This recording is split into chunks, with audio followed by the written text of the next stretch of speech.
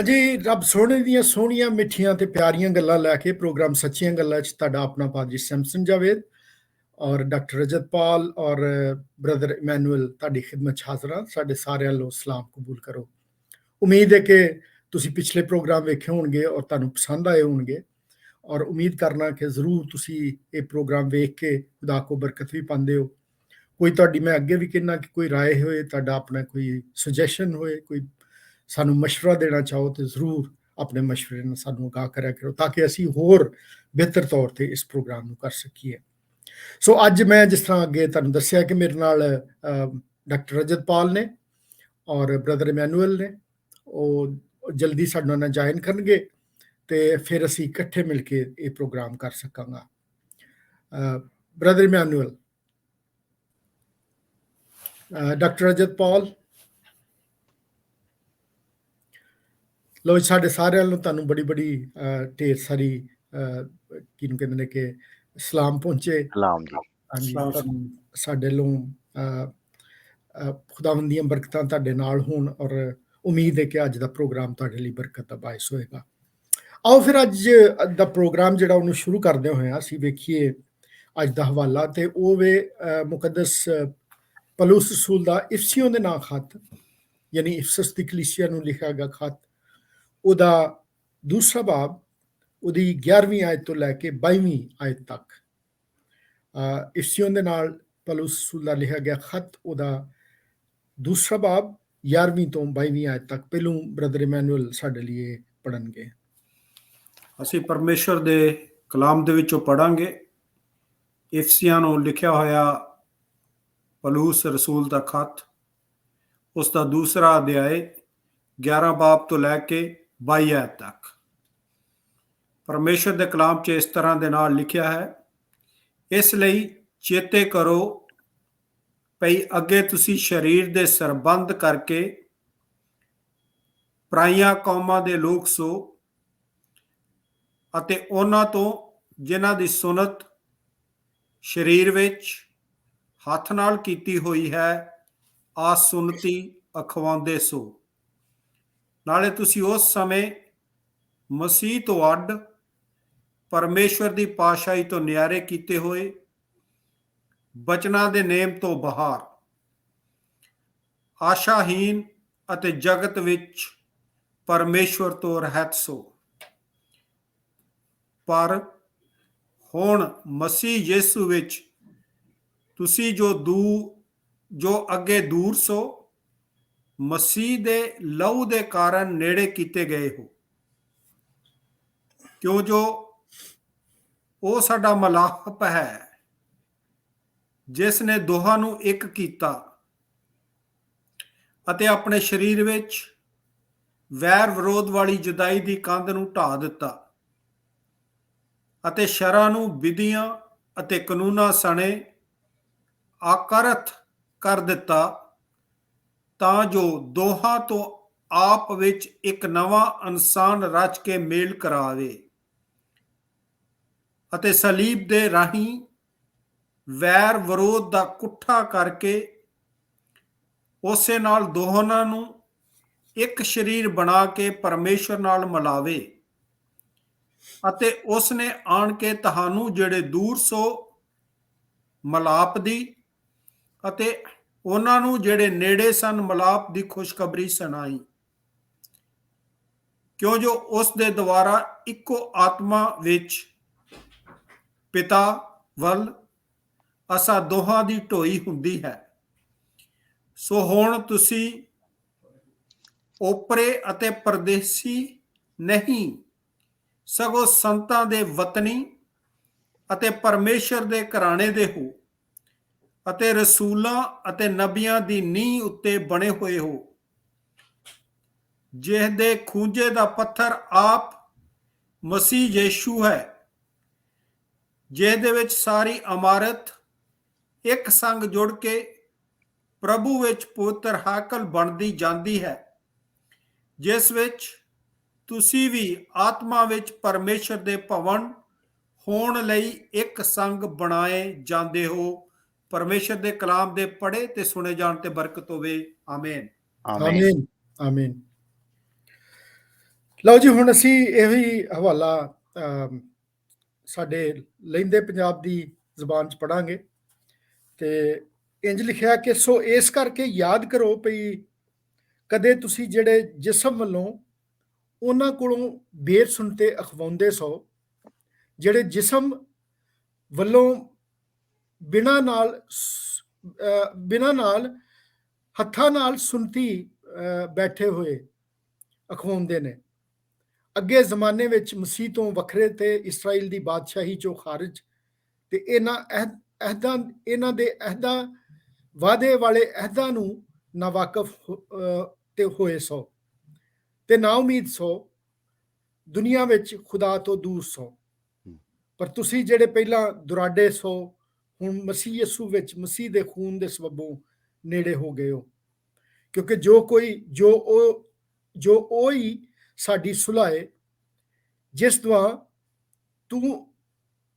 ਦੁਹਾਂ ਨੂੰ ਇੱਕ ਕਰ ਲਿਆ ਤੇ ਜੁਦਾਈ ਦੀ ਕੰਧ ਨੂੰ ਜਿਹੜੀ ਵਿਚਕਾਰ ਸੀ ਢਾ ਦਿੱਤਾ, ਤੇ ਉਸ ਆਪਣੇ ਜਿਸਮ ਦੀ ਰਾਹੀਂ ਵੈਰ ਨੂੰ, ਯਾਨੀ ਉਸ ਸ਼ਰੀਅਤ ਨੂੰ ਜਿਹਦੇ ਹੁਕਮ ਜ਼ਾਬਤੇ ਨਾਲ ਸਣ, ਮਕੂਫ ਕਰ ਦਿੱਤਾ, ਤਾਂ ਜੋ ਆਪਣੇ ਵਿੱਚ ਦੋਵਾਂ ਨੂੰ ਇੱਕ ਨਵਾਂ ਇਨਸਾਨ ਪੈਦਾ ਕਰਕੇ ਸੁਲ੍ਹਾ ਕਰਾ ਦੇ ਤੇ ਸਲੀਬ ਉੱਤੇ ਵੈਰ ਨੂੰ ਹਟਾ ਕੇ ਉਹਦੇ ਸਬਬੋਂ ਦੋਹਾਂ ਨੂੰ ਇੱਕ ਤਨ ਬਣਾ ਕੇ ਖੁਦਾ ਨਾਲ ਮਿਲਾਏ।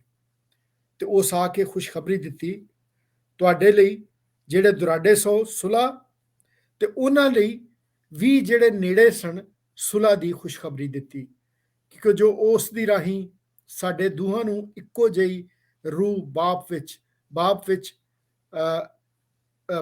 ਬਾਪ ਕੋਲ ਢੋਈ ਹੈ। ਸੋ ਹੁਣ ਤੁਸੀਂ ਪਰਦੇਸੀ ਤੇ ਰਾਹੀ ਨਹੀਂ ਰਹੇ, ਸਗੋਂ ਪਾਕ ਲੋਕਾਂ ਦੇ ਵਤਨੀ ਤੇ ਖੁਦਾ ਦੇ ਟੱਬਰ ਦੇ ਹੋ, ਤੇ ਰਸੂਲਾਂ ਤੇ ਨਬੀਆਂ ਦੀ ਨੀਂਹ ਉੱਤੇ ਜਿਹਦੀ ਗੁੱਠ ਦਾ ਪੱਥਰ ਆਪੀ ਮਸੀਹ ਯਿਸੂ ਹੈ, ਉਸਾਰੇ ਗਏ ਹੋ। ਉਸੇ ਵਿੱਚ ਹਰ ਇੱਕ ਮਕਾਨ ਜੁੜ ਕੇ ਖੁਦਾਵੰਦ ਵਿੱਚ ਇੱਕ ਪਾਕ ਹੈਕਲ ਬਣਦਾ ਜਾਂਦਾ ਹੈ, ਤੇ ਤੁਸੀਂ ਵੀ ਉਹਦੇ ਵਿੱਚ ਰਲ ਕੇ ਉਸਾਰੇ ਜਾਂਦੇ ਹੋ, ਤਾਂ ਜੋ ਰੂਹ ਵਿੱਚ ਖੁਦਾ ਦਾ ਘਰ ਬਣੋ। ਖੁਦਾ ਦੇ ਪਾਕ ਕਲਾਮ ਦੇ ਪੜ੍ਹੇ ਤੇ ਸੁਣੇ ਜਾਣ ਤੇ ਉਹਦੀ ਬਰਕਤ ਹੋਵੇ। ਆਮੀਨ ਆਮੀਨ। ਹਾਂਜੀ, ਬੜਾ ਇਹ ਹਵਾਲਾ ਸ਼ਾਇਦ ਅਸੀਂ ਅੱਗੇ ਵੀ ਸੁਣਿਆ ਹੋਏ। ਇਹਦੇ 'ਚ ਗੱਲ ਕੀਤੀ ਗਈ ਹੈ ਕਿ ਜਦੋਂ ਅਸੀਂ ਖੁਦਾਵੰਦ ਯਿਸੂ ਨਾਲ ਆ ਜਾਂ ਜਦੋਂ ਉਹਦੇ ਨਾਲ ਨਹੀਂ ਆ, ਉਦੋਂ ਸਾਡੀ ਕੀ ਹਾਲਤ ਹੈ। ਤੇ ਡਾਕਟਰ ਸਾਹਿਬ, ਮੈਂ ਪਹਿਲਾ ਸਵਾਲ ਤੁਹਾਡੇ ਕੋਲ ਇਹ ਪੁੱਛਾਂਗਾ ਕਿ ਇਹ ਜਦੋਂ ਅਸੀਂ ਸ਼ੁਰੂ 'ਚ ਪੜ੍ਹਨੇ ਆ, ਸੋ ਇਸ ਕਰਕੇ ਯਾਦ ਕਰੋ ਵੀ ਕਦੀ ਤੁਸੀਂ ਜਿਹੜੇ ਜਿਸਮ ਵੱਲੋਂ ਉਹਨਾਂ ਕੋਲੋਂ ਬੇਸੁਣਤੇ ਅਖਵਾਉਂਦੇ ਸੋ, ਜਿਹੜੇ ਆਪਣੇ ਆਪ ਨੂੰ ਸੁਣਤੀ ਆਖਦੇ ਨੇ। ਸਵਾਲ ਮੇਰਾ ਇਹ ਵੇ ਕਿ ਕਿਆ ਅਸੀਂ ਇੱਕ ਜਿਸਮ ਦੇ ਛੋਟੇ ਜਿਹੇ ਹਿੱਸੇ ਨੂੰ ਲਾ ਕੇ ਕਿਆ ਅਸੀਂ ਆਪਣੀ ਹੈਸੀਅਤ ਨੂੰ ਤਬਦੀਲ ਕਰ ਲੈਂਦੇ ਹਾਂ, ਜਾਂ ਤਬਦੀਲੀ ਕੀਤੀ ਜਾ ਸਕਦੀ ਹੈ? ਤੁਹਾਡਾ ਇਹਦੇ ਬਾਰੇ ਕੀ ਖਿਆਲ ਹੈ? ਐਕਚੁਅਲੀ ਅਸੀਂ ਥੋੜਾ ਜਿਹਾ ਗੱਲ ਜਿਹੜੀ ਹੈ ਉਹ ਇਹ ਹੈ ਕਿ ਇਹ ਇਜ਼ਰਾਈਲੀ ਕੌਮ ਤੇ ਨੌਨ ਇਜ਼ਰਾਈਲੀ ਹੈ ਨਾ ਜੀ, ਜਿਹੜੇ ਇਜ਼ਰਾਈਲੀ ਹੈ ਉਹ ਖਤਨਾ ਕਰਾ ਕੇ ਤੇ ਉਹ ਆਪਣੇ ਆਪ ਨੂੰ ਕਹਾਉਂਦੇ ਸੀਗੇ ਕਿ ਅਸੀਂ ਖੁਦਾ ਦੇ ਕੌਮ ਦੇ ਆ, ਲੋਕ ਹੋ ਗਏ, ਖੁਦਾ ਦੀ ਕੌਮ ਹੋ ਗਏ ਅਸੀਂ। ਇਹ ਜਿਹੜਾ ਸੀਗਾ ਇਹ ਪਰ ਉਸ ਹਿਸਾਬ ਦੇ ਨਾਲ ਉਹਨਾਂ ਦਾ ਕਹਿਣਾ ਠੀਕ ਸੀਗਾ, ਠੀਕ ਹੈ, ਉਹ ਸਮਝਦੇ ਸੀਗੇ। ਲੇਕਿਨ ਜੀਸਸ ਦੇ ਆਉਣ ਦੇ ਨਾਲ ਹੁਣ ਆ ਜੇ ਗੱਲ ਅਸੀਂ ਸਮਝਣ ਦੀ ਕੋਸ਼ਿਸ਼ ਕਰ ਰਹੇ ਹਾਂ, ਪੂਰਾ ਦਾ ਪੂਰਾ ਜਿਹੜਾ ਅਸੀਂ ਹਵਾਲਾ ਪੜ੍ਹਿਆ ਉਹ ਸਾਨੂੰ ਇਹ ਸਮਝਾ ਰਿਹਾ ਹੈ ਕਿ ਇੱਕ ਜਿਸਮ ਦੇ ਇੱਕ ਟੁਕੜੇ ਨੂੰ ਲਾਉਣ ਦੇ ਨਾਲ ਤੁਸੀਂ ਖੁਦਾ ਦੀ, ਜਿਹਨੂੰ ਚਾਹੀਦੇ ਕਿ ਕੌਮ ਦੇ ਹੱਕਦਾਰ ਜਿਹੜੇ ਉਹ ਹੋ ਨਹੀਂ ਸਕਦੇ। ਤੁਹਾਡਾ ਇੱਕ ਜੀਸਸ ਕ੍ਰਾਈਸਟ ਦੇ ਆਉਣ ਤੋਂ ਬਾਅਦ ਤੁਹਾਡਾ ਮਿਲਾਪ ਜਿਹੜਾ ਹੈ, ਹੁਣ ਉਹੀ ਗੱਲ ਕਰ ਰਿਹਾ ਹੈ ਕਿ ਤੁਹਾਡਾ ਮਿਲਾਪ ਦੋਵਾਂ ਨੂੰ ਕਹਿ ਰਿਹਾ ਹੈ। ਉਹ ਸਿਰਫ ਜੈਂਟਾਈਲਸ ਨੂੰ ਨਹੀਂ, ਇਜ਼ਰਾਈਲ ਨੂੰ ਵੀ ਕਹਿ ਰਿਹਾ ਹੈ, ਉਹ ਖਤਨੇ ਵਾਲਿਆਂ ਨੂੰ ਤੇ ਨਾ ਖਤਨੇ ਵਾਲਿਆਂ ਨੂੰ, ਦੋਨਾਂ ਨੂੰ ਕਹਿ ਰਿਹਾ ਹੈ ਕਿ ਜੇ ਹੁਣ, ਕਿਉਂਕਿ ਹੁਣ ਜੀਸਸ ਕ੍ਰਾਈਸਟ ਦੇ ਆਉਣ ਤੋਂ ਬਾਅਦ ਹੁਣ ਜਿਹੜਾ ਜਿਹੜੇ ਖਤਨੇ ਵਾਲੇ ਨੇ ਉਹ ਵੀ ਤੇ ਜਿਹੜੇ ਨਾ ਖਤਨੇ ਵਾਲੇ ਨੇ ਉਹ ਵੀ, ਹਾਂਜੀ ਉਹਨਾਂ ਦੋਵਾਂ ਨੂੰ ਉਹਨੇ ਮਿਲਾ ਦਿੱਤਾ ਹੈ। ਇੱਕ ਕਰ ਦੀਵਾਰ ਜਿਹੜੀ ਸੀ ਉਹ ਹਟਾ ਦਿੱਤੀ ਗਈ ਹੈ। ਬਿਲਕੁਲ ਦੋਨੋਂ ਇਕੱਠੇ ਹੋ ਗਏ ਨੇ, ਇੱਕ ਜਿਸਮ ਹੋ ਗਏ ਨੇ, ਤੇ ਹੂੰ ਉਹ ਹੁਣ ਜਿਹੜੇ ਨੇ ਇਕੱਠੇ ਨੇ। ਤੇ ਕਹਿਣ ਦਾ ਮਤਲਬ ਇਹ ਕਿ ਇਸ ਤੋਂ ਬਾਅਦ ਜੀਸਸ ਨਿਊ ਟੈਸਟਮੈਂਟ ਜੀਸਸ ਤੇ ਕ੍ਰਾਈਸਟ ਦੇ ਆਉਣ ਤੋਂ ਬਾਅਦ ਦਾ ਜਿਹੜਾ ਹੈ, ਤੁਹਾਡਾ ਖਤਨਾ ਹੋਣਾ ਜਾਂ ਨਾ ਹੋਣਾ ਜੀ ਜੀ ਕੋਈ ਮਾਇਨੇ ਨਹੀਂ ਰੱਖਦਾ, ਜੇ ਸਹੀ ਤੁਹਾਡਾ ਰਿਲੇਸ਼ਨਸ਼ਿਪ ਜੀਸਸ ਦੇ ਨਾਲ ਨਹੀਂ ਹੈਗਾ। ਹੂੰ ਠੀਕ ਹੈ ਜੀ। ਠੀਕ। ਤੇ ਇਹਨੂੰ ਆਪਾਂ ਅੱਜ ਦੀ ਕ੍ਰਿਸਚੀਅਨਿਟੀ ਦੇ ਹਿਸਾਬ ਨਾਲ ਲੈ ਲਈਏ ਕਿ ਤੁਸੀਂ ਬੈਪਟਿਜ਼ਮ ਲੈਣ ਦੇ ਨਾਲ ਹੀ ਸਿਰਫ ਖੁਦਾ ਦੇ ਬੰਦੇ ਜਾਂ ਖੁਦਾ ਦੇ ਕੌਮ ਨਹੀਂ ਬਣ ਜਾਂਦੇ। ਤੁਸੀਂ ਕ੍ਰਿਸਚੀਅਨ ਜਿਹੜੇ ਹੋ ਉਹ ਸਿਰਫ ਇੱਕ ਬੈਪਟਿਜ਼ਮ ਲੈਣ ਦੇ ਨਾਲ ਨਹੀਂ ਬਣ ਜਾਂਦੇ। ਜਿੱਦਾਂ ਖਤਨਾ ਕਰਨ ਦੇ ਨਾਲ ਤੁਸੀਂ ਇਜ਼ਰਾਈਲੀ ਕੌਮ ਜਿਹੜੀ ਸੀ ਉਹ ਕਹਿੰਦੀ ਸੀ ਅਸੀਂ ਇਜ਼ਰਾਈਲੀ ਖੁਦਾ ਦੇ ਕੌਮ ਹੋ ਗਈ ਕਿਉਂਕਿ ਅਸੀਂ ਖਤਨਾ ਕਰਾ ਲਿਆ। ਉਸੇ ਤਰ੍ਹਾਂ ਮੈਂ ਕਹੂੰਗਾ ਅੱਜ ਹੁਣ ਦੀ ਉਹਦੇ ਵਿੱਚ ਕਿ ਅਸੀਂ ਕ੍ਰਿਸਚੀਅਨ ਜਿਹੜੇ ਆ, ਅਸੀਂ ਸਿਰਫ ਬੈਪਟਿਜ਼ਮ ਕਰਾ ਕੇ ਨਹੀਂ ਕਹਿ ਸਕਦੇ ਕਿ ਅਸੀਂ ਹੁਣ ਕ੍ਰਿਸਚੀਅਨ ਹੋ ਗਏ ਤੇ ਹੁਣ ਸਾਨੂੰ ਕੁਝ ਲੈ ਕਰਨ ਦੀ ਲੋੜ ਨਹੀਂ। ਵੀ ਐਸੇ ਨਾਓ। ਸਹੀ ਸਹੀ। ਹਾਂਜੀ ਬ੍ਰਦਰ ਜੀ, ਤੁਹਾਡਾ ਕੋਈ ਇਹਦੇ ਬਾਰੇ ਚ ਵਿਚਾਰ ਹੋਏ ਤੇ? ਇਹਦੇ 'ਚ ਜਿਸ ਤਰ੍ਹਾਂ ਭਾਈ ਸਾਹਿਬ ਤੁਸੀਂ ਵੀ ਦੱਸਿਆ, ਡਾਕਟਰ ਸਾਹਿਬ ਜੀ ਨੇ ਵੀ ਦੱਸਿਆ, ਸਰਕਮਸੀਜ਼ਨ ਤੇ ਅਨਸਰਕਮਸਾਈਜ਼ਡ ਜਿਹੜੇ ਨੇ ਇਹ ਦੋ ਗਰੁੱਪ ਨੇ। ਜੀ ਜੀ। ਤੇ ਸਰਕਮਸਾਈਜ਼ ਦਾ ਜਿਹੜਾ ਹੁਕਮ ਸੀ ਜਾਂ ਜਿਹੜੀ ਕਵਾਨੈਂਟ ਸੀ, ਉਹ ਅਬਰਾਹਮ ਦੇ ਟਾਈਮ ਦੇ ਵਿੱਚ ਖੁਦਾ ਨੇ ਅਬਰਾਹਮ ਨੂੰ ਕਿਹਾ ਸੀ ਜੀ ਜੀ ਕਿ ਤੂੰ ਤੇ ਤੇਰੀ ਲੋਕ ਜਿਹੜੇ ਨੇ ਜਾਂ ਤੇਰੇ ਘਰ ਦੇ ਜਿਹੜੇ ਜੰਮੇ ਨੇ ਉਹ ਜਿਹੜੇ ਨੇ ਇਹ ਖੱਲੜੀ ਦਾ ਜਿਹੜਾ ਹਿੱਸਾ ਹੈ ਇਹਨੂੰ 8ਵੇਂ ਦਿਨ ਤੱਕ ਜਿਹੜੇ ਨੇ ਉਹ ਉਤਾਰ ਦੇਣ। ਤੇ ਉਹ ਉਦੋਂ ਇਹ ਵਾਚਾ ਬੰਦੀ ਸੀ।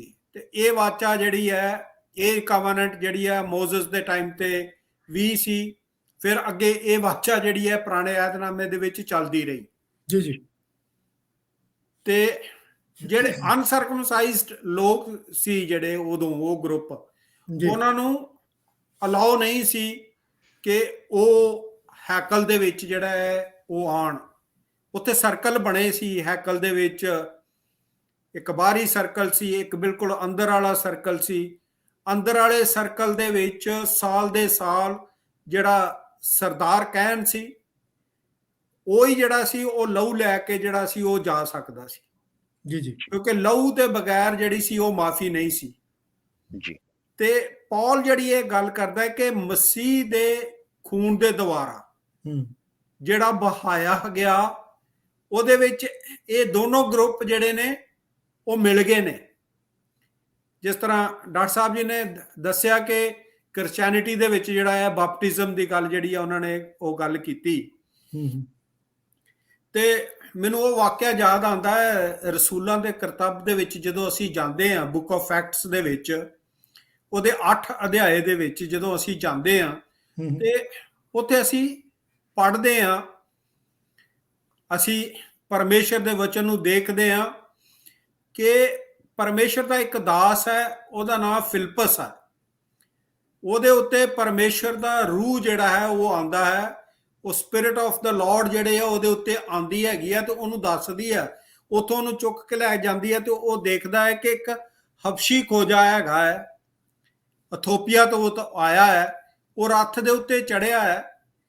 ਉਹ ਯਰੂਸ਼ਲਮ ਨੂੰ ਉਹਨੇ ਜਾਣਾ ਸੀ ਉੱਥੇ ਆਪਣੀ ਇਬਾਦਤ ਕਰਨ ਲਈ, ਪਰ ਉਹਨੂੰ ਅਲਾਉਡ ਨਹੀਂ ਸੀ ਉੱਥੇ ਜਾਣਾ ਕਿਉਂਕਿ ਉਹ ਸਰਕਮਸਾਈਜ਼ਡ ਨਹੀਂ ਸੀ। ਉਹ ਪਾਰਟ ਜਿਹੜਾ ਸੀ ਉਹ ਲੱਥਾ ਨਹੀਂ ਸੀ, ਹੈਨਾ। ਦੂਜਾ ਵੀ ਸੀ। ਹਾਂਜੀ ਹਾਂਜੀ। ਯਾਨੀ ਉਸ ਕੌਮ ਚੋਂ ਨਹੀਂ ਸੀ, ਉਹ ਕੌਮ ਦੇ ਵਿੱਚੋਂ ਵੀ ਨਹੀਂ ਸੀ ਜੀ। ਤੇ ਉਹ ਜਿਹੜਾ ਹੈ ਯਸ਼ਾਇਆ ਦੀ ਪੋਥੀ ਨੂੰ ਪੜ੍ਹ ਰਿਹਾ ਉੱਥੇ, ਤੇ ਉਹਨੂੰ ਸਮਝ ਨਹੀਂ ਆਉਂਦੀ ਕਿ ਜੋ ਕੁਛ ਇਹ ਲਿਖਿਆ ਹੈ ਉਹ ਕੀ ਹੈ। ਤੇ ਖੁਦਾ ਦਾ ਰੂਹ ਜਿਹੜਾ ਹੈ ਫਿਲਿਪਸ ਨੂੰ ਉੱਥੇ ਜਿਹੜਾ ਲੈ ਜਾਂਦਾ ਹੈ ਤੇ ਉਹ ਉਹਦੇ ਨਾਲ ਬਹਿ ਕੇ ਉਹਨੂੰ ਸਾਰਾ ਕੁਝ ਸਮਝਾਉਂਦਾ ਹੈ। ਉਹਨੂੰ ਉਹ ਪ੍ਰਭੂ ਯਿਸੂ ਮਸੀਹ ਦੇ ਬਾਰੇ ਸਮਝਾਉਂਦਾ ਹੈ ਕਿ ਪ੍ਰਭੂ ਯਿਸੂ ਮਸੀਹ ਇਸ ਧਰਤੀ ਦੇ ਉੱਤੇ ਕਿਉਂ ਆਇਆ, ਉਹਨੇ ਕਿਸ ਤਰ੍ਹਾਂ ਦੀ ਜ਼ਿੰਦਗੀ ਜਿਹੜੀ ਹੈ ਉਹ ਬਤੀਤ ਕੀਤੀ, ਉਹਨੇ ਦੁੱਖਾਂ ਦੇ ਜੀਵਨ ਨੂੰ ਜਿਹੜਾ ਹੈ ਅਪਣਾਇਆ, ਉਹਨੇ ਸਾਰਿਆਂ ਦੇ ਪਾਪਾਂ ਨੂੰ ਆਪਣੇ ਉੱਤੇ ਲੈ ਲਿਆ, ਉਹਨੇ ਬਾਪ ਦੀ ਮਰਜ਼ੀ ਨੂੰ ਪੂਰੀ ਕੀਤਾ ਤੇ ਉਹ ਕਲਵਰੀ ਕਰੂਸ ਦੇ ਉੱਤੇ ਚੜ ਗਿਆ ਤੇ ਉਹਨੇ ਸਭ ਦੇ ਵਾਸਤੇ ਲਹੂ ਬਹਾਇਆ, ਔਰ ਹੂੰ ਉਹ ਲਹੂ ਬਹਾਉਣ ਦੇ ਕਾਰਨ ਕਰਕੇ ਸਾਰਿਆਂ ਦਾ ਮੇਲ ਮਿਲਾਪ ਜਿਹੜਾ ਹੈ ਹੁਣ ਜਿਹੜਾ ਹੈ ਉਹ ਪਰਮੇਸ਼ਵਰ ਦੇ ਨਾਲ ਹੋ ਸਕਦਾ ਹੈ। ਹੁਣ ਉਹ ਜਿਹੜਾ ਹੈ ਸਰਦਾਰ ਕਹਿਣ ਕੋ ਜਾਣ ਦੀ ਲੋੜ ਨਹੀਂ ਹੈਗੀ ਕਿ ਸਰਦਾਰ ਕਹਿਣ ਸਭ ਦੇ ਪਾਪਾਂ ਦੇ ਵਾਸਤੇ ਉਹ ਲਹੂ ਲੈ ਕੇ ਜਾਏ। ਉਹ ਲਹੂ ਜਿਹੜਾ ਸੀ ਸੈਫੀਸ਼ੀਐਂਟ ਨਹੀਂ ਸੀ, ਜੀ ਜੀ ਪਰ ਪ੍ਰਭੂ ਯਿਸੂ ਮਸੀਹ ਦਾ ਖੂਨ ਜਿਹੜਾ ਸਭ ਦੇ ਵਾਸਤੇ ਬਹਾਇਆ ਗਿਆ, ਉਹਨੇ ਸਾਰੇ ਦੇ ਪਾਪਾਂ ਨੂੰ ਧੋ ਦਿੱਤਾ ਤੇ ਉਹਨੇ ਖੁਦਾ ਦੇ ਨਾਲ ਮੇਲ ਮਿਲਾਪ ਕਰਾ ਦਿੱਤਾ। ਤੇ ਜਦੋਂ ਉਹਨੇ ਉਹ ਸਾਰਾ ਵਚਨ ਜਿਹੜਾ ਹੈ ਉਹ ਸੁਣਿਆ, ਉਹ ਇੱਕ ਪਾਣੀ ਦੇ ਲਾਗੇ ਗਏ, ਤੇ ਜਦੋਂ ਪਾਣੀ ਦੇ ਲਾਗੇ ਗਏ ਤੇ ਕਹਿੰਦਾ ਕੀ ਰੋਕਦਾ ਹੈ ਇੱਥੇ? ਹੁਣ ਕਹਿੰਦਾ ਕੋਈ ਚੀਜ਼ ਰੋਕਦਾ ਨਹੀਂ। ਉਹਨੇ ਬਪਤਿਜ਼ਮ ਦਿੱਤਾ ਤੇ ਫਿਲਪਸ ਜਿਹੜਾ ਹੈ ਪਰਮੇਸ਼ਰ ਦਾ ਆਤਮਾ ਨੂੰ ਫੇਰ ਲੈ ਗਿਆ। ਇਹ ਪਹਿਲਾ ਕਨਵਰਟ ਸੀ ਜਿਹੜਾ ਅਨਸਰਕਮਸਾਈਜ਼ਡ ਹੈਗਾ ਸੀ ਤੇ ਦੂਜੀਆਂ ਕੌਮਾਂ ਦੇ ਵਿੱਚੋਂ ਹੈਗਾ, ਗੈਰ ਕੌਮਾਂ ਦੇ ਵਿੱਚੋਂ ਹੈਗਾ। ਤੇ ਅੱਜ ਇਹ ਹੀ ਹੈ ਕਿ ਜੇ ਅਸੀਂ ਪ੍ਰਭੂ ਯਿਸੂ ਮਸੀਹ ਨੂੰ ਆਪਣੇ ਜੀਵਨ ਦੇ ਵਿੱਚ ਪਹਿਨਿਆ ਹੈਗਾ ਹੈ, ਪੂਰੀ ਰੀਤੀ ਦੇ ਨਾਲ ਪਹਿਨਿਆ ਹੈਗਾ, ਤੇ ਇਹ ਜਿਹੜਾ ਸਰਕਮਸਾਈਜ਼ ਕਰਾਉਣਾ ਜਿਹੜਾ ਹੈ ਕੋਈ ਜ਼ਰੂਰੀ ਨਹੀਂ ਹੈਗਾ।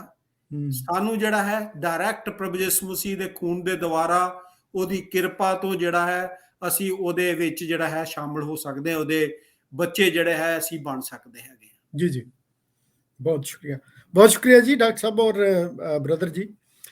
ਅੱਗੇ ਮੈਂ ਇਸ ਤੋਂ ਅਗਲੀ ਆਇਤ ਵੇਖਣ ਡਿਆ ਕਿ ਯਾਨੀ ਜਦੋਂ ਉਹ ਅਨਸਰਕਮਸਾਈਜ਼ਡ ਨੇ ਜਾਂ ਜਦੋਂ ਸਮਝੇ ਜਾਂਦੇ ਨੇ ਕਿ ਇਹ ਇਸਰਾਇਲ ਦੀ ਸਲਤਨਤ ਤੋਂ ਵੱਖਰੇ ਨੇ, ਉਹਦੇ ਖਾਨਦਾਨ 'ਚ ਨਹੀਂ ਨੇ, ਤੇ ਉਹਨਾਂ ਦੀ ਹਾਲਤ ਕੀ ਹੈ? ਹਾਂਜੀ, ਲਿਖਿਆ ਅਗਲੇ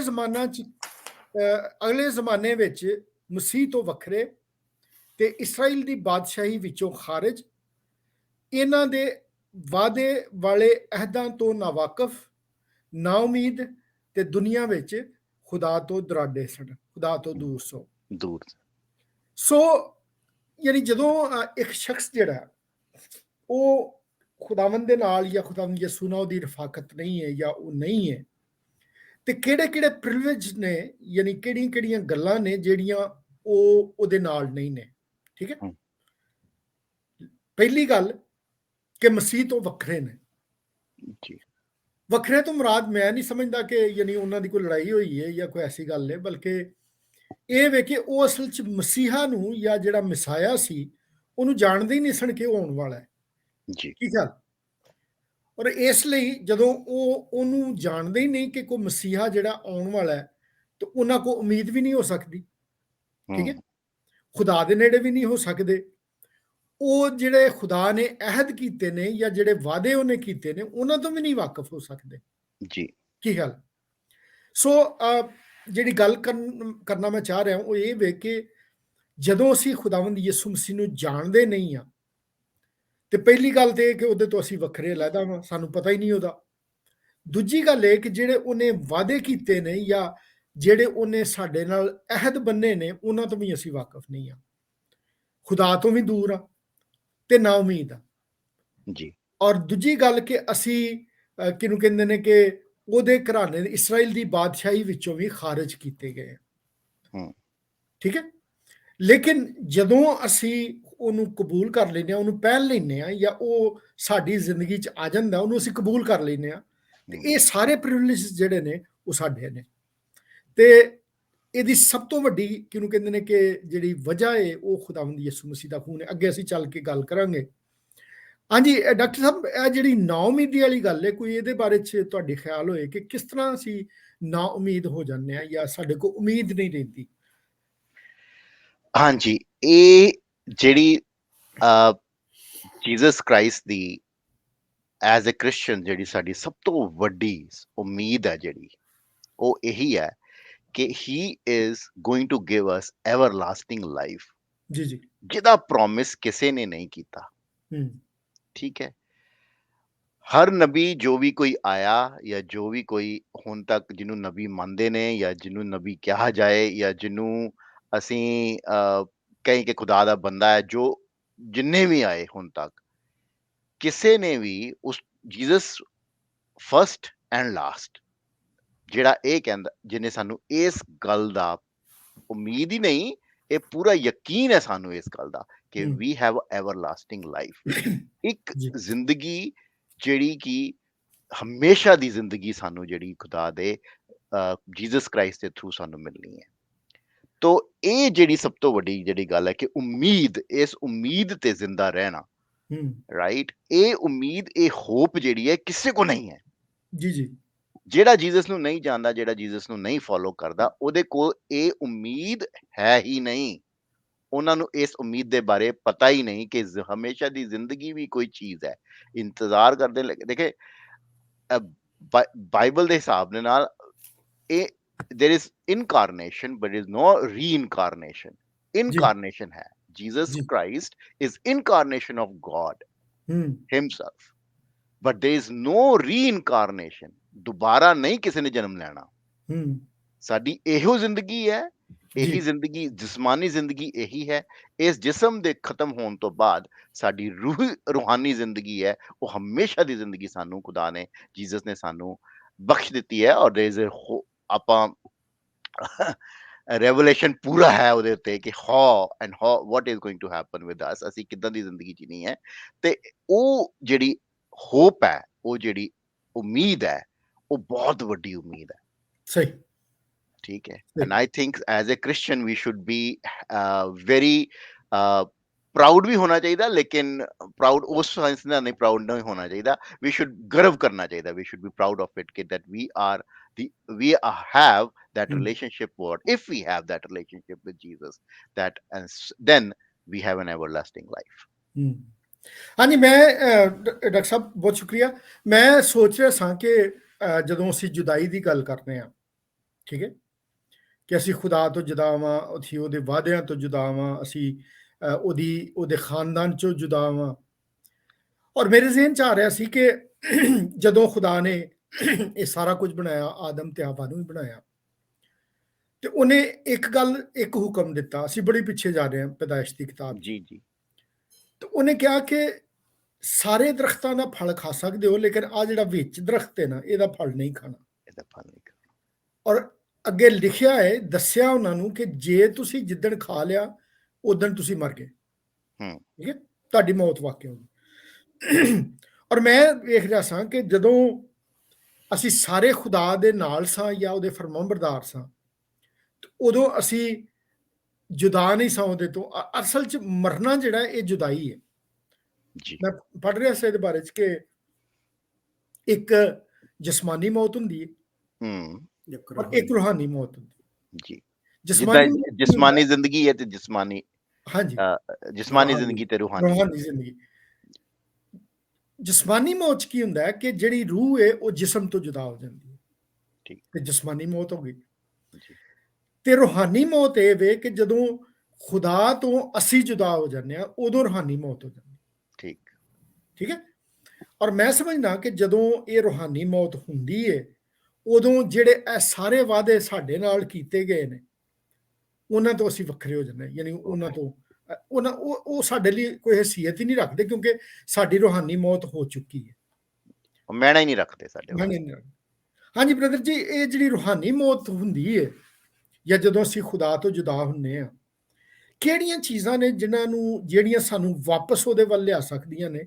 ਜਾਂ ਇਹਦੇ 'ਚ ਬੜੀ ਵੱਡੀ ਰੀਜ਼ਨ ਤੇ ਖੁਦਾਵੰਦ ਯਿਸੂ ਮਸੀਹ, ਜਿਹਦੇ ਵਸੀਲੇ, ਖੂਨ ਦੇ ਵਸੀਲੇ ਨਾਲ ਅਸੀਂ ਜਾਂਦੇ ਹਾਂ, ਲੇਕਿਨ ਹੋਰ ਕਿਹੜੀਆਂ ਐਸੀਆਂ ਗੱਲਾਂ ਹੋ ਸਕਦੀਆਂ ਨੇ ਜਿਹਦੇ ਨਾਲ ਅਸੀਂ ਫੇਰ ਆਪਣਾ ਜਿਹੜਾ ਤਅੱਲਕ ਸਾਡਾ ਖੁਦਾ ਦੇ ਨਾਲ ਸੀ ਉਹਨੂੰ ਬਾਤ ਕਰ ਸਕੀਏ, ਜਾਂ ਉਹਨੂੰ ਫੇਰ ਇੱਕ ਵਾਰੀ ਫੇਰ ਉਹਨੂੰ ਰਿਵਾਈਵ ਕਰ ਸਕੀਏ, ਜਾਂ ਉਹਨੂੰ ਕਾਇਮ ਕਰ ਸਕੀਏ? ਜੀ ਬ੍ਰਦਰ ਜੀ। ਫਸਟ ਜੀ, ਤੁਸੀਂ ਬਿਲਕੁਲ ਮੇਨ ਚੀਜ਼ ਤੇ ਜਿਹੜੀ ਉਹ ਦੱਸ ਦਿੱਤੀ ਹੈ। ਜਦੋਂ ਰੀਕਨਸਲੇਸ਼ਨ ਹੁੰਦੀ ਹੈ,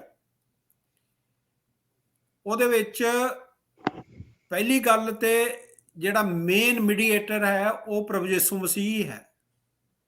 ਕਿਉਂਕਿ ਇਹ ਜੁਦਾਈ ਜਿਹੜੀ ਹੈ, ਜਿਹੜੀ ਤੁਸੀਂ ਬੜੇ ਹੀ ਸਰਲ ਤਰੀਕੇ ਦੇ ਨਾਲ, ਬੜੀ ਆਸਾਨੀ ਦੇ ਤਰੀਕੇ ਦੇ ਨਾਲ ਸਾਨੂੰ ਉਤਪਤੀ ਦੇ ਵਿੱਚ, ਬੁੱਕ ਆਫ ਜੈਨਸਿਸ ਦੇ ਵਿੱਚ ਤੁਸੀਂ ਲੈ ਕੇ ਗਏ ਕਿ ਉਹਨਾਂ ਦੀ ਨਾਫਰਮਾਨੀ ਕਰਕੇ ਉਹਨਾਂ ਉੱਤੇ ਉਸ ਸਮੇਂ ਜਿਹੜਾ ਸੀ ਉਹ ਸਪਿਰਿਚੁਅਲ ਜਿਹੜੀ ਡੈਥ ਸੀ ਉਹ ਆਈ ਸੀ। ਜਿਸਮਾਨੀ ਤੌਰ ਤੇ ਉਹ ਜਿੰਦੇ ਹੀ ਰਹੇ, ਪਰ ਪਰਮੇਸ਼ਵਰ ਨੇ ਉਹਨਾਂ ਦੇ ਵਾਸਤੇ ਜਿਹੜਾ ਸੀ ਉਹ ਪਹਿਲਾਂ ਉਹਨਾਂ ਦੇ ਨਾਲ ਉਹ ਮੁਲਾਕਾਤ ਕਰਦਾ ਸੀ, ਹਰ ਸ਼ਾਮ ਨੂੰ ਉਹਨਾਂ ਨਾਲ ਮਿਲਦਾ ਸੀ, ਗੱਲਬਾਤ ਕਰਦਾ ਸੀ। ਤੇ ਜਦੋਂ ਅਸੀਂ ਪਰਮੇਸ਼ਵਰ ਤੋਂ ਜੁਦਾ ਹੁੰਦੇ ਆ ਆਪਣੇ ਪਾਪਾਂ ਦੇ ਕਾਰਨ ਕਰਕੇ, ਜੀ ਜੀ, ਤੇ ਸਾਨੂੰ ਲੋੜ ਹੈ ਆਪਣੇ ਆਪ ਨੂੰ ਹੰਬਲ ਕਰਨ ਦੀ, ਨਮਰ ਕਰਨ ਦੀ, ਆਪਣੇ ਘੁਟਨਿਆਂ ਦੇ ਉੱਤੇ ਆਉਣ ਦੀ, ਦੁਆ ਦੇ ਵਿੱਚ ਆਉਣ ਦੀ, ਆਪਣੇ ਗੁਨਾਹਾਂ ਦਾ ਪਛਤਾਪ ਕਰਨ ਦੀ, ਕਿ ਸਾਨੂੰ ਮੰਨਣਾ ਹੈ ਕਿ ਮੈਂ ਇਹ ਗੁਨਾਹ ਕੀਤਾ, ਤੇ ਪ੍ਰਭੂ ਯਿਸੂ ਮਸੀਹ ਦੇ ਅੱਗੇ ਇਹ ਰਿਕਵੈਸਟ ਕਰਨੀ ਹੈ ਕਿ ਇਹ ਖੁਦਾ ਤੂੰ ਮੇਰੇ ਇਹਨਾਂ ਪਾਪਾਂ ਨੂੰ ਤੂੰ ਮੈਨੂੰ ਮਾਫ ਕਰ ਦੇ ਤੇ ਤੂੰ ਮੈਨੂੰ ਬਹਾਲੀ ਦੇ ਦੇ। ਜੀ, ਓਲਡ ਟੈਸਟਾਮੈਂਟ ਦੇ ਵਿੱਚ ਜਦੋਂ ਅਸੀਂ ਜਾਂਦੇ ਹਾਂ, ਉਹ ਦੂਸਰੇ ਇਤਿਹਾਸ ਦੇ ਵਿੱਚ ਉਹਦੇ 7 ਬਾਬ ਦੇ ਨੂੰ ਜਦੋਂ ਅਸੀਂ ਪੜ੍ਹਦੇ ਹਾਂ ਨਾ, ਉੱਥੇ ਉਹ ਬੜੀ ਸਫਾਈ ਦੇ ਨਾਲ ਦੱਸਦਾ ਹੈ ਕਿ ਜਦੋਂ ਤੁਸੀਂ ਆਪਣੇ ਆਪ ਨੂੰ ਨਮਰ ਕਰੋਗੇ, ਦੁਆ ਕਰੋਗੇ, ਤੇ ਮੈਂ ਤੁਹਾਡੇ ਲੈਂਡ ਨੂੰ ਜਿਹੜਾ ਹੈ ਉਹ ਕੀ ਕਰ ਦੂੰਗਾ, ਬਹਾਲ ਕਰ ਦੂੰਗਾ। ਬਹਾਲ ਕਰਨ ਵਾਲਾ ਉਹ ਪਰਮੇਸ਼ਵਰ ਹੈ। ਜਦੋਂ ਉਹਦੀ ਕਿਰਪਾ ਦੀ ਦ੍ਰਿਸ਼ਟੀ ਸਾਡੇ ਉੱਤੇ ਆਏਗੀ, ਜਦੋਂ ਅਸੀਂ ਦੁਆ 'ਚ ਬਣਾਂਗੇ, ਪਛਤਾਪ ਕਰਾਂਗੇ, ਫਾਸਟਿੰਗ ਕਰਾਂਗੇ ਕਿ ਪ੍ਰਭੂ ਤੂੰ ਮੈਨੂੰ ਮਾਫ ਕਰ ਦੇ, ਮੈਂ ਤੇਰੇ ਨਾਲ ਫਿਰ ਆਪਣਾ ਰਿਸ਼ਤਾ ਕਾਇਮ ਕਰਨਾ ਮੰਗਦਾ ਹਾਂ, ਇਸ ਪਵਿੱਤਰ ਵਚਨ ਨੂੰ ਅਸੀਂ ਪੜਾਂਗੇ ਤੇ ਇਹਦੇ ਉੱਤੇ ਮੰਨਣ ਲਗਾਵਾਂਗੇ, ਤੇ ਸਾਡਾ ਜਿਹੜਾ ਦੁਬਾਰਾ ਉਹਦੇ ਨਾਲ ਜਿਹੜਾ ਹੈ ਸੰਬੰਧ ਜਿਹੜਾ ਹੈ ਉਹ ਬਣ ਜਾਏਗਾ।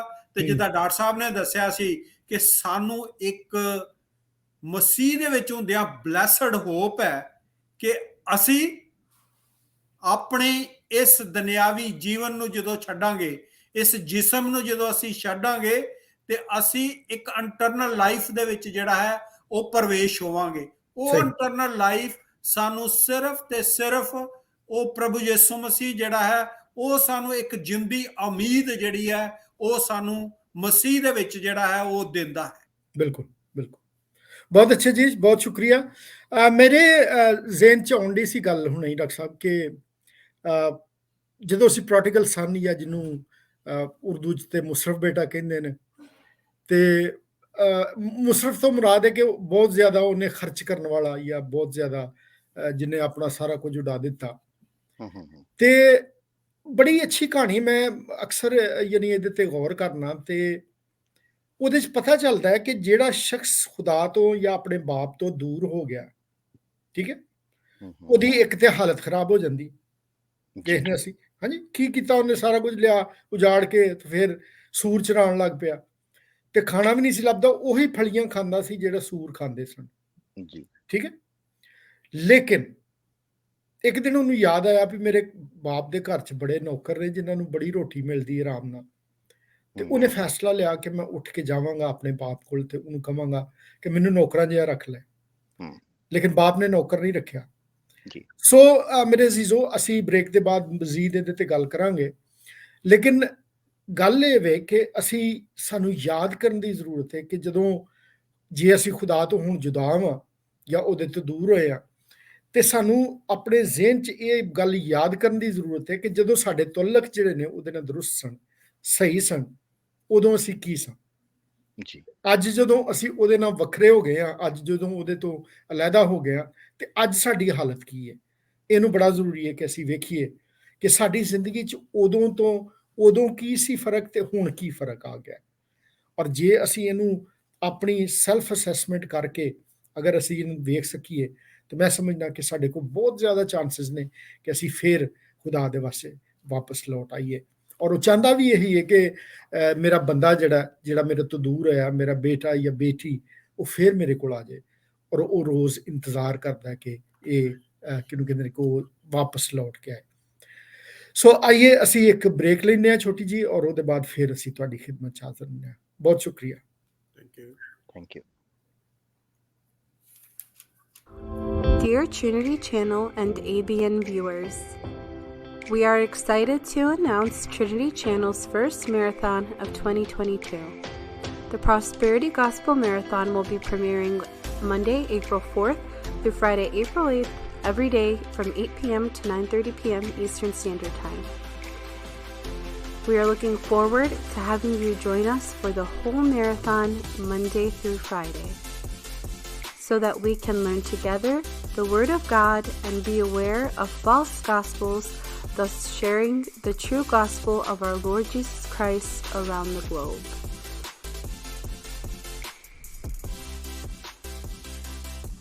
For more information, visit www.trinitychannel.com, www.abnsat.com, www.abnglobal.tv, www.1040discipleship.com, or you can call us at 1-248-416-1300.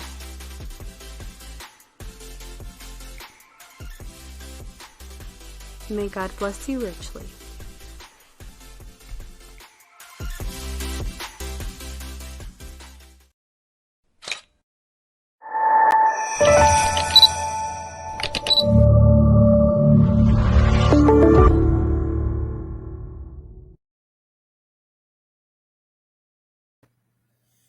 ਹਾਂਜੀ, ਪ੍ਰੋਗਰਾਮ ਸੱਚੀਆਂ ਗੱਲਾਂ 'ਚ ਫਿਰ ਬ੍ਰੇਕ ਤੋਂ ਬਾਅਦ ਅਸੀਂ ਹਾਜ਼ਰ ਹਾਂ ਤੇ ਤੁਹਾਨੂੰ ਫਿਰ ਸਲਾਮ ਪੇਸ਼ ਕਰਨੇ ਆ। ਗੱਲਬਾਤ ਸਾਡੀ ਜਾਰੀ ਸੀ ਔਰ ਅਸੀਂ ਇਸ ਬਾਰੇ 'ਚ ਗੱਲ ਕਰ ਰਹੇ ਸਾਂ ਕਿ ਜਦੋਂ ਅਸੀਂ ਖੁਦਾ ਦੇ ਨਾਲ ਹਾਂ ਉਦੋਂ ਸਾਡੇ ਕੀ ਪ੍ਰਿਵਿਲੇਜਸ ਨੇ, ਜਦੋਂ ਅਸੀਂ ਉਹਦੇ ਤੋਂ ਦੂਰ ਹਾਂ ਤਾਂ ਉਦੋਂ ਕੀ ਸਾਡੇ ਪ੍ਰਿਵਿਲੇਜਸ ਨੇ। ਡਾਕਟਰ ਸਾਹਿਬ, ਮੈਂ ਤੁਹਾਡੇ ਵੱਲ ਆਵਾਂਗਾ ਤੇ ਇੱਥੇ ਲਿਖਿਆ ਯਾਨੀ ਅੱਗੇ ਜਦੋਂ ਅਸੀਂ ਆਇਤਾਂ ਪੜ੍ਹਨੇ ਆ 14ਵੀਂ ਆਇਤ ਤੋਂ, ਪਹਿਲੀ ਜਿਹੜੇ ਤੁਸੀਂ ਦੂਰ ਸੋ ਦੁਰਾਡੇ ਸੋ, ਹੁਣ ਮਸੀਹ ਯਸੂ ਵਿੱਚ ਮਸੀਹ ਦੇ ਖੂਨ ਦੇ ਸਬਬੋਂ ਨੇੜੇ ਹੋ ਗਏ, ਕਿਉਂ ਜੋ ਉਹ ਸਾਡੀ ਸੁਲ੍ਹਾ ਹੈ। ਠੀਕ ਹੈ, ਜਿਨੇ ਦੋਵਾਂ ਨੂੰ ਇੱਕ ਕਰ ਲਿਆ ਤੇ ਜੁਦਾਈ ਦੀ ਕੰਧ ਨੂੰ ਜਿਹੜੀ ਵਿਚਕਾਰ ਸੀ ਢਾ ਦਿੱਤਾ ਤੇ ਉਸ ਆਪਣੇ ਜਿਸਮ ਦੀ ਰਾਹੀਂ ਵੈਰ ਨੂੰ ਯਾਨੀ ਉਸ ਸ਼ਰੀਅਤ ਨੂੰ ਜਿਹਦੇ ਹੁਕਮ ਜ਼ਾਬਤੇ ਨਾਲ ਸਣ ਮਕੂਫ ਕਰ ਦਿੱਤਾ, ਯਾਨੀ ਉਹਨੇ ਢਾ ਦਿੱਤਾ ਉਹਨੂੰ ਜੀ। ਜਿਹੜੀ ਮੈਂ ਗੱਲ ਪੁੱਛਣਾ ਚਾਹੁੰਦਾ ਉਹ ਇਹ ਵੇ ਕਿ ਇੱਥੇ ਲਿਖਿਆ ਕਿ ਉਹਦੇ ਖੂਨ ਦੇ ਸਬਬੋਂ ਨੇੜੇ ਹੋ ਗਏ, ਦੁਰਾਡੇ ਸਣ ਉਹ ਯਿਸੂ ਮਸੀਹ ਦੇ ਖੂਨ ਦੇ ਸਬਬੋਂ ਨੇੜੇ ਹੋ ਗਏ, ਕਿਉਂ ਜੋ ਉਹ ਹੀ ਸਾਡੀ ਸੁਲ੍ਹਾ ਹੈ ਨਾ ਜੀ। ਇੱਥੇ ਨਹੀਂ ਲਿਖਿਆ ਸੁਲ੍ਹਾ ਕਰਾਉਣ ਵਾਲਾ, ਬਲਕਿ ਲਿਖਿਆ ਕਿ ਸੁਲ੍ਹਾ ਹੈ ਉਹ ਸਾਡੀ। ਹਾਂਜੀ ਹਾਂਜੀ ਹਾਂਜੀ, ਜਿਸ ਤਰ੍ਹਾਂ ਹੁੰਦਾ ਨਾ, ਇੱਕ ਰਾਹ ਵਿਖਾਉਣ ਵਾਲਾ ਹੁੰਦਾ ਤੇ ਇੱਕ ਆਂਦਾ ਮੈਂ ਰਾਹ ਵਾਂ। ਖੁਦਾਵੰਦ ਯਿਸੂ ਨੇ ਦਾਅਵਾ ਕੀਤਾ ਸੀ ਨਾ ਕਿ ਰਾਹ ਮੈਂ ਵਾਂ, ਉਹਨੇ ਇਹ ਨਹੀਂ ਕਿਹਾ ਮੈਂ ਰਾਹ ਵਿਖਾਉਣ ਵਾਲਾ। ਹਾਂ, ਇੱਥੇ ਵੀ ਨਹੀਂ ਲਿਖਿਆ ਕਿ ਉਹ ਸੁਲ੍ਹਾ ਕਰਾਉਣ ਵਾਲਾ, ਬਲਕਿ ਲਿਖਿਆ ਕਿਉਂ ਜੋ ਉਹ ਹੀ ਸਾਡੀ ਸੁਲ੍ਹਾ ਹੈ। ਕੀ ਇਹਦੇ ਤੋਂ ਕੀ ਸਿੱਖਨੇ ਅਸੀਂ? ਜੀ ਜੀ, ਤੁਸੀਂ ਪੁਆਇੰਟ ਆਊਟ ਕਰਤਾ ਪਹਿਲਾਂ ਹੀ। ਹਾਂ, ਇਹ ਬੜੀ ਅੱਛੀ, ਮਤਲਬ ਪੌਲ ਦੀ ਇਹੀ ਖਾਸੀਅਤ ਹੈ ਦੇਖੋ ਕਿ ਖੁਦਾ ਦਾ ਸਪਿਰਿਟ ਉਹਦੇ ਤੇ ਕਿੰਨਾ ਸਟਰੋਂਗ ਸੀਗਾ ਕਿ ਜਦੋਂ ਲਿਖ ਰਿਹਾ ਹੈ ਹੁਣੇ, ਹੁਣ ਜਿੱਦਾਂ ਹੁਣ ਅੱਗੇ ਅਸੀਂ ਜਾਈ ਜਾਵਾਂਗੇ, ਅਸੀਂ ਪੜਾਂਗੇ ਕਿੱਦਾਂ ਉਹ ਇਸ ਗੱਲ ਨੂੰ ਕਿੱਦਾਂ ਉਹ ਜਸਟੀਫਾਈ ਕਰ ਰਿਹਾ ਹੈ ਕਿ ਉਹ ਹੀ ਸਾਡੀ ਸੁਲ੍ਹਾ ਹੈ। he himself is our peace। ਠੀਕ ਹੈ ਨਾ, he himself is our peace। ਜਿੰਨੇ ਕਿ ਮੈਂ ਪਹਿਲਾਂ ਵੀ ਕਿਹਾ ਕਿ ਜਿੰਨੇ ਦੋ ਗਰੁੱਪ, ਹੁਣ ਦੋ ਗਰੁੱਪ ਕਿਹੜੇ? ਜੈਨੇਟਾਈਲ, ਸਰਕਮਸਾਈਜ਼ਡ ਐਂਡ ਅਨਸਰਕਮਸਾਈਜ਼ਡ, ਖਤਨੇ ਵਾਲੇ ਤੇ ਬਿਨਾਂ ਖਤਨੇ, ਉਹਨਾਂ ਦੋਵਾਂ ਨੂੰ ਮਿਲਾ ਦਿੱਤਾ। ਉਹ ਮਿਲਾਇਆ, ਆਪਣੇ ਆਪ ਚ ਮਿਲਾ ਦਿੱਤਾ।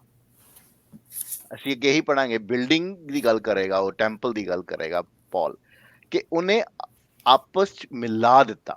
ਮਤਲਬ ਕਿ he himself is our peace and we have joined together in him। ਅਸੀਂ ਉਹਦੇ ਵਿੱਚ ਇਕੱਠੇ ਹੋਏ ਹਾਂ। ਬਹੁਤ ਅੱਛਾ, ਅਸੀਂ ਉਹਦੇ ਵਿੱਚ ਇਕੱਠੇ ਹੋਏ ਹਾਂ। ਉਹਨੇ ਸਾਨੂੰ ਇਕੱਠੇ ਨਹੀਂ ਕੀਤਾ, ਅਸੀਂ ਉਹਦੇ ਵਿੱਚ ਇਕੱਠੇ ਹੋਏ ਹਾਂ। ਬਹੁਤ ਅੱਛਾ, ਬਹੁਤ ਅੱਛਾ, ਰਾਈਟ।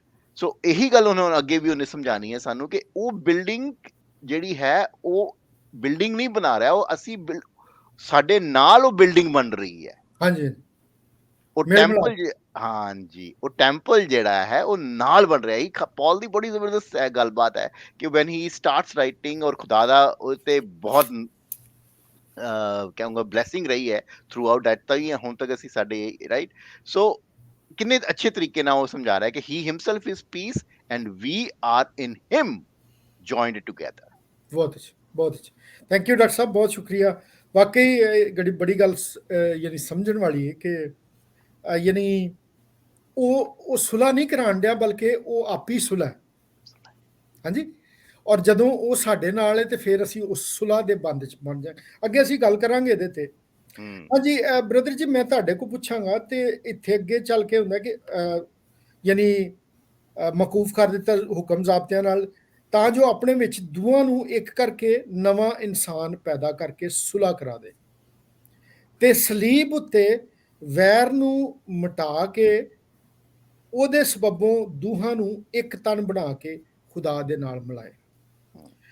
ਗੱਲ ਇੱਥੇ ਸਲੀਬ ਦੀ ਆਉਂਦੀ ਹੈ। ਪਿਛਲਾ ਪ੍ਰੋਗਰਾਮ ਵੀ ਅਸੀਂ ਇਹਦੇ ਤੇ ਕੀਤਾ ਸੀ। ਹਾਂਜੀ। ਔਰ ਇੱਥੇ ਲਿਖਿਆ ਤੇ ਸਲੀਬ ਉੱਤੇ ਵੈਰ ਨੂੰ ਮਿਟਾ ਦੇ, ਯਾਨੀ ਹਟਾ ਦੇ। ਸਲੀਬ ਉੱਤੇ ਵੈਰ ਜਿਹੜਾ ਇਹ ਸੀ ਦੋਵਾਂ 'ਚ, ਯਾਨੀ ਇਨਸਾਨ ਤੇ ਖੁਦਾ 'ਚ, ਸਲੀਬ ਕਿਸ ਤਰ੍ਹਾਂ ਇਸ ਵੈਰ ਨੂੰ ਜਾਂ ਇਹ ਜਿਹੜਾ ਸਾਡਾ ਦੂਰੀਆਂ ਪਈਆਂ ਸਨ ਇਹਨੂੰ ਕਿਸ ਤਰ੍ਹਾਂ ਇੱਕ ਕਰਦੇ? ਜ਼ਰਾ ਇਹਦੇ ਤੇ ਤੁਸੀਂ ਦੱਸੋ ਕਿ ਸਲੀਬ ਦੀ ਵਜ੍ਹਾ ਤੋਂ ਕਿਸ ਤਰ੍ਹਾਂ ਉਹ ਜਿਹੜੀ ਦੂਰ ਦਰਾਡੇ ਲੋਕੀ ਸਨ ਉਹ ਨੇੜੇ ਆ ਜਾਂਦੇ ਨੇ, ਜਿਹੜੇ ਵਾਅਦੇ ਦੇ ਆਇਤਾਂ 'ਚ ਨਹੀਂ ਸਨ ਉਹ ਵੀ ਵਾਅਦੇ ਦੇ ਅਹਿਦ ਦੇ ਫਰਜ਼ੰਦ ਬਣ ਜਾਂਦੇ ਨੇ, ਜਿਹੜੇ ਖੁਦਾ ਤੋਂ ਦੂਰ ਸਨ ਉਹ ਨੇੜੇ ਹੋ ਜਾਂਦੇ ਨੇ, ਉਹ ਇੱਕ ਖਾਨਦਾਨ ਬਣ ਜਾਂਦੇ ਨੇ। ਇੱਥੇ ਤੇ ਹੈ ਕਿ ਉਹ ਇੱਕ ਨਵਾਂ ਇਨਸਾਨ ਬਣ ਜਾਂਦੇ ਨੇ। ਸੋ ਇਹ ਸਲੀਬ ਕਿਸ ਤਰ੍ਹਾਂ ਇਹ ਕੰਮ ਕਰਦੀ ਹੈ? ਹਾਂਜੀ ਭਾਈ ਸਾਹਿਬ, ਪਿਛਲੀ ਵਾਰ ਵੀ, ਪਿਛਲੇ ਪ੍ਰੋਗਰਾਮ ਦੇ ਵਿੱਚ ਵੀ ਤੁਸੀਂ ਦੱਸਿਆ ਸੀ ਸਲੀਬ ਦੇ ਬਾਰੇ ਕਿ ਉਸ ਸਮੇਂ ਦੇ ਵਿੱਚ ਜਿਹੜਾ ਸਲੀਬ ਦੇ ਉੱਤੇ ਦਿੱਤਾ ਜਾਂਦਾ ਸੀ ਜਾਂ ਜਿਹੜਾ ਰੁੱਖ ਦੇ ਉੱਤੇ ਟੰਗਿਆ ਜਾਂਦਾ ਸੀ ਉਹ ਸ਼ਰਾਪੀ ਸੀ। ਹਾਂਜੀ, ਇਹਦੇ ਬਾਰੇ ਬੜੀ ਪਿਆਰ ਦੇ ਨਾਲ, ਬੜੇ ਸਿੰਪਲ ਤਰੀਕੇ ਦੇ ਨਾਲ ਤੁਸੀਂ ਦੱਸਿਆ ਸੀ। ਤੇ ਤੁਸੀਂ ਇਹ ਵੀ ਦੱਸਿਆ ਸੀ ਉਹਦੇ ਵਿੱਚ ਉਦੋਂ ਕਿ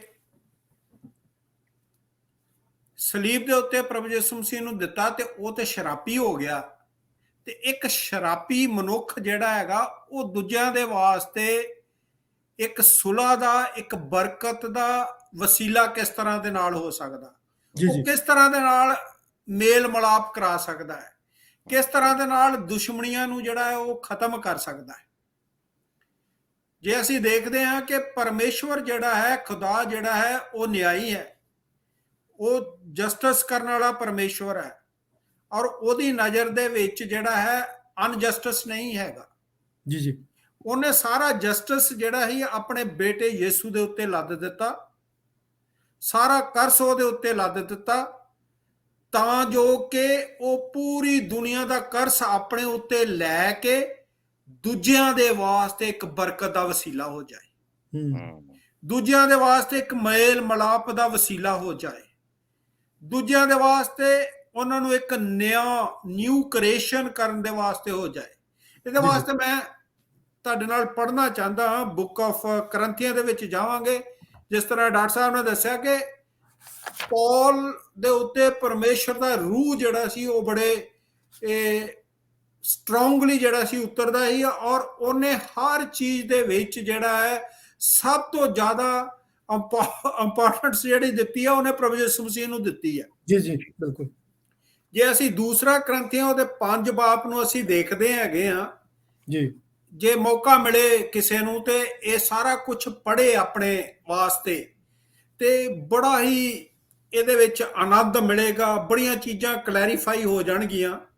ਜੀ ਜੀ, ਇਹਦੇ 'ਚ ਜੇ 17 ਆਇਤ ਨੂੰ ਅਸੀਂ ਪੜ੍ਹਦੇ ਹਾਂ ਤੇ ਉਹਦੇ 'ਚ ਲਿਖਿਆ, ਸੋ ਜੋ ਕੋਈ ਮਸੀਹ ਵਿੱਚ ਹੈ ਤਾਂ ਉਹ ਨਵੀਂ ਸ੍ਰਿਸ਼ਟ ਹੈ, ਪੁਰਾਣੀਆਂ ਗੱਲਾਂ ਬੀਤ ਗਈਆਂ, ਵੇਖੋ ਉਹ ਨਵੀਆਂ ਹੋ ਗਈਆਂ ਹਨ ਜੀ।